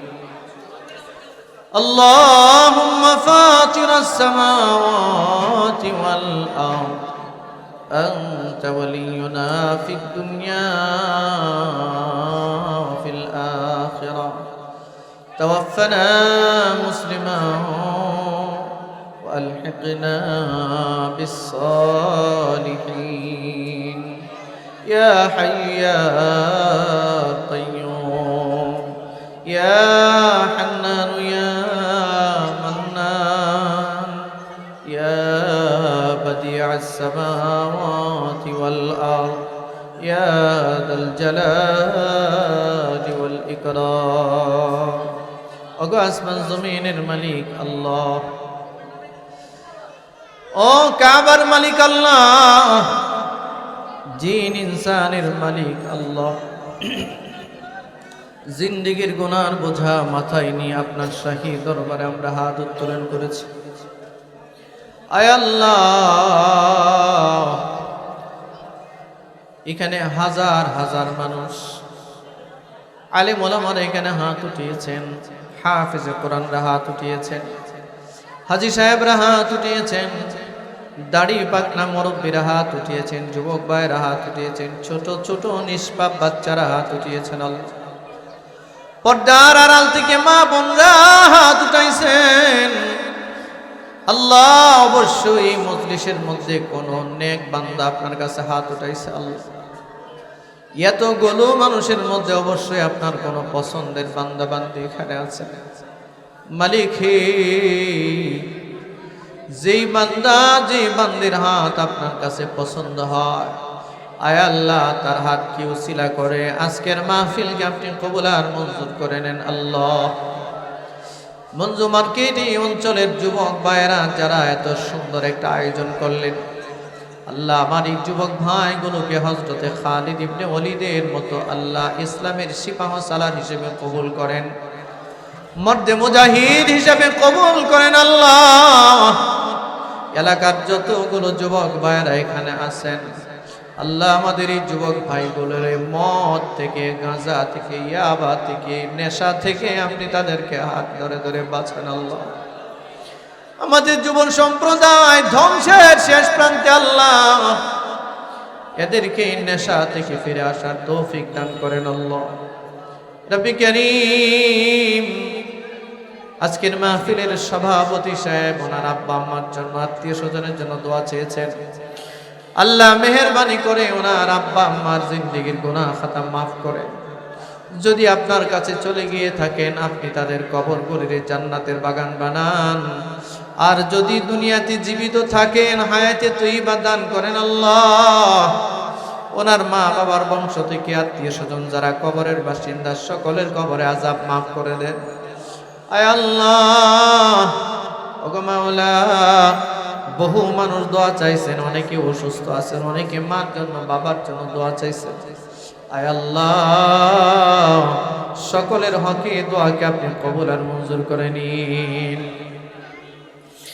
আয় রব্বে কারীম আল্লাহ, ওগো মাওলা, আমরা যারা হাত উঠাইছি জানি না কার মা নাই, কার জানি বাবা এই দুনিয়াতে নাই। গো আল্লাহ, আমরা হয়তো এখানে অনেক এমন মাহারা, অনেকে বাবা হারায়, অনেকেই থাকতে পারি গো আল্লাহ যারা 20-30 বছর আগে নিজের মারে নিজের হাতে কবরে নামিয়েছে, নিজের বাবারে নিজের হাতে কবরে নামিয়েছি, জানি না কবরে মা বাবা কেমন আছে।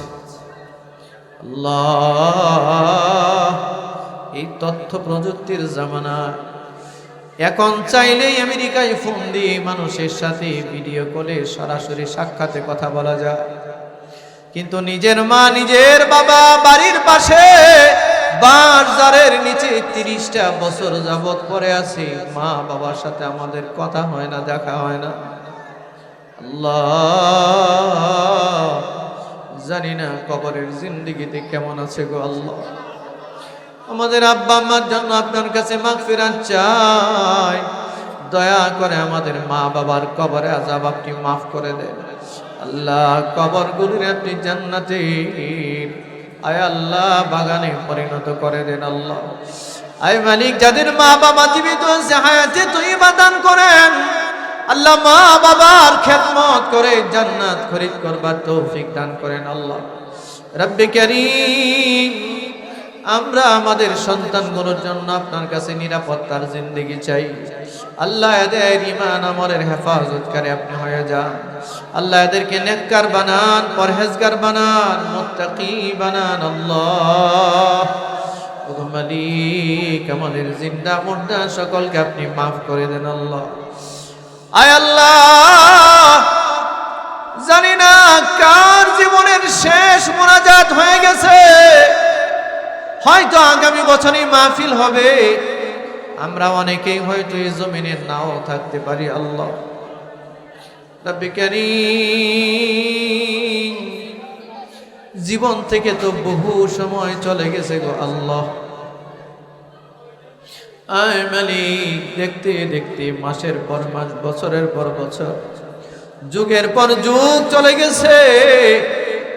টানা টানা চামড়াগুলো অনেকের লুজ হয়ে গেছে, কালো কালো পশমগুলো, চুলগুলো সাদা হয়ে গেছে। প্রখর দৃষ্টি দুর্বল হয়ে গেছে আল্লাহ। আয় মালিক, শরীরের শক্তি নিস্তেজ হয়ে আসছে আল্লাহ। জানি না মালাকুল মাউত কখন জানি সামনে এসে হাজিরা দিয়ে দেবে। জিন্দেগির যেদিক দিকে যদি তাকাই, শুধু গুনাহ আর গুনাহ। ডানে তাকাইলে গুনার পাহাড়, বামে তাকাইলে গুনার পাহাড়। এই গুনার সমাজে আমরা বসবাস করছি আল্লাহ। আয় রব্বে কারীম, গুনাহের বোঝা মাথায় নিয়ে লজ্জিত অবস্থায় শর্মিন্দা হয়ে আপনার দরবারে তওবার 2টা হাত বিছায়া দিলাম আল্লাহ। মাফ করে দেন আমাদেরকে, আপনি মাফ করে দেন আল্লাহ। আপনি ছাড়া যে আমাদেরকে মাফ করার আর কেউ নাই আল্লাহ। এই জগতে কত মানুষ আপনি মাফ করে দিয়েছেন আল্লাহ। শত শত নিষ্পাপ বাচ্চা যারা জীবন্ত কবর দিয়েছে, এমন মানুষকে আপনি ক্ষমার ঘোষণা দিয়েছেন। শত মানুষ যে ব্যক্তি হত্যা করেছে তারে ক্ষমা করে দিয়েছেন আল্লাহ। জীবনভর পাপীর মধ্যে শামিল ছিল, একটাবার আপনারে ডাক দিয়েছে, তারও আপনি মাফ করে দিয়েছেন। জানি আমাদের গুনার বোঝাটা বড় ওজনে বোঝা, আমাদের গুনাহ হয়তো আসমান জমিন সব ভরে গেছে। আমরা এই কথাও জানি আল্লাহ, আমাদের গুনাহ যতই বড় হোক না কেন, আমাদের গুনাহ থেকে আপনার রহমত বহু বহু গুণে বড় আল্লাহ। আপনি ঘোষণা দিয়েছেন, ইন্না রাহমাতি সাবাকাত গাদাবি। আপনার রহমত নাকি সর্ব অবস্থায় গজবের উপরে প্রাধান্য পায় আল্লাহ। এজন্য জিন্দেগির গুনার বোঝা মাথায় নিয়া শর্মিন্দা হইয়া অসংখ্য গুনার কলঙ্কের দাগ নিয়ে আপনার দরবারে হাত পাচ্ছি। মাফ করে দেন আল্লাহ, মাফ করে দেন। রব্বিগফির ওয়ারহাম ওয়া আনতা খায়রুর রাহিমিন। আল্লাহ কার কাছে যাব, কোথায় যাব? আপনি বলেছেন ইয়া ইবাদিয়াল্লাযীনা আসরাফু লা তাকনাতু মির রাহমাতিল্লাহ। বান্দা যতই গুনাহ করো না কেন, নিজের উপরে যতই জুলুম অত্যাচার করো না কেন, বান্দা আমার রহমত থেকে নিরাশ হয়ে যায় না। ওগো আল্লাহ, আপনার এই দয়া মায়ার আশ্বাসের কারণে হাজার বার গুনাহ করার পরে আপনার কাছেই ফিরে আসি আল্লাহ। আপনি ছাড়া যে আমাদের আর কোনো মাফ করনেওয়ালা রব নাই, আপনি ছাড়া আমাদের ক্ষমা করনেওয়ালা দ্বিতীয় আর কোনো মালিক নাই। আল্লাহ, মাফ করলেও আপনি আমাদের রব, মাফ না করলেও আপনি আমাদের রব।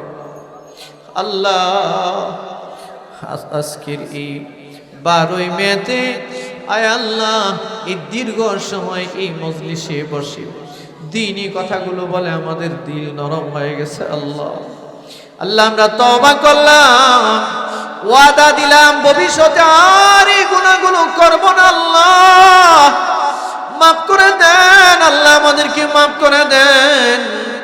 আল্লাহ, এই উম্মতে মুসলিমার গুনাহ খাতাগুলো আপনি মাফ করে দেন। আল্লাহ, উম্মত আজ দিকহারা, উম্মত আজ বিভ্রান্ত। আল্লাহ, বুড়া বুড়া মানুষগুলো গীবত শেখায়াতে লিপ্ত হয়ে গেছে, যুবক ভাইগুলো নেশায় লিপ্ত হয়ে গেছে, মা বোনরা বেপরদাগিরিতে লিপ্ত হয়ে গেছে। আল্লাহ, এই এতিম নবীর এতিম উম্মতরে আপনি বাঁচান। আল্লাহ আল্লাহ, এই এতিম নবীর এতিম উম্মতরে আপনি বাঁচান। এই এলাকাবাসীকে আপনার রহমতের দুয়ারে ছেড়ে গেলাম, সকলের জিম্মাদার হয়ে যান। এই পুরা এলাকার মধ্যে যত মুরব্বীরা কবরের বাসিন্দা, সকলের কবরে আযাব মাফ করে দেন। আল্লাহ, যারা জীবিত আছে হায়াতে তৈবা দান করেন।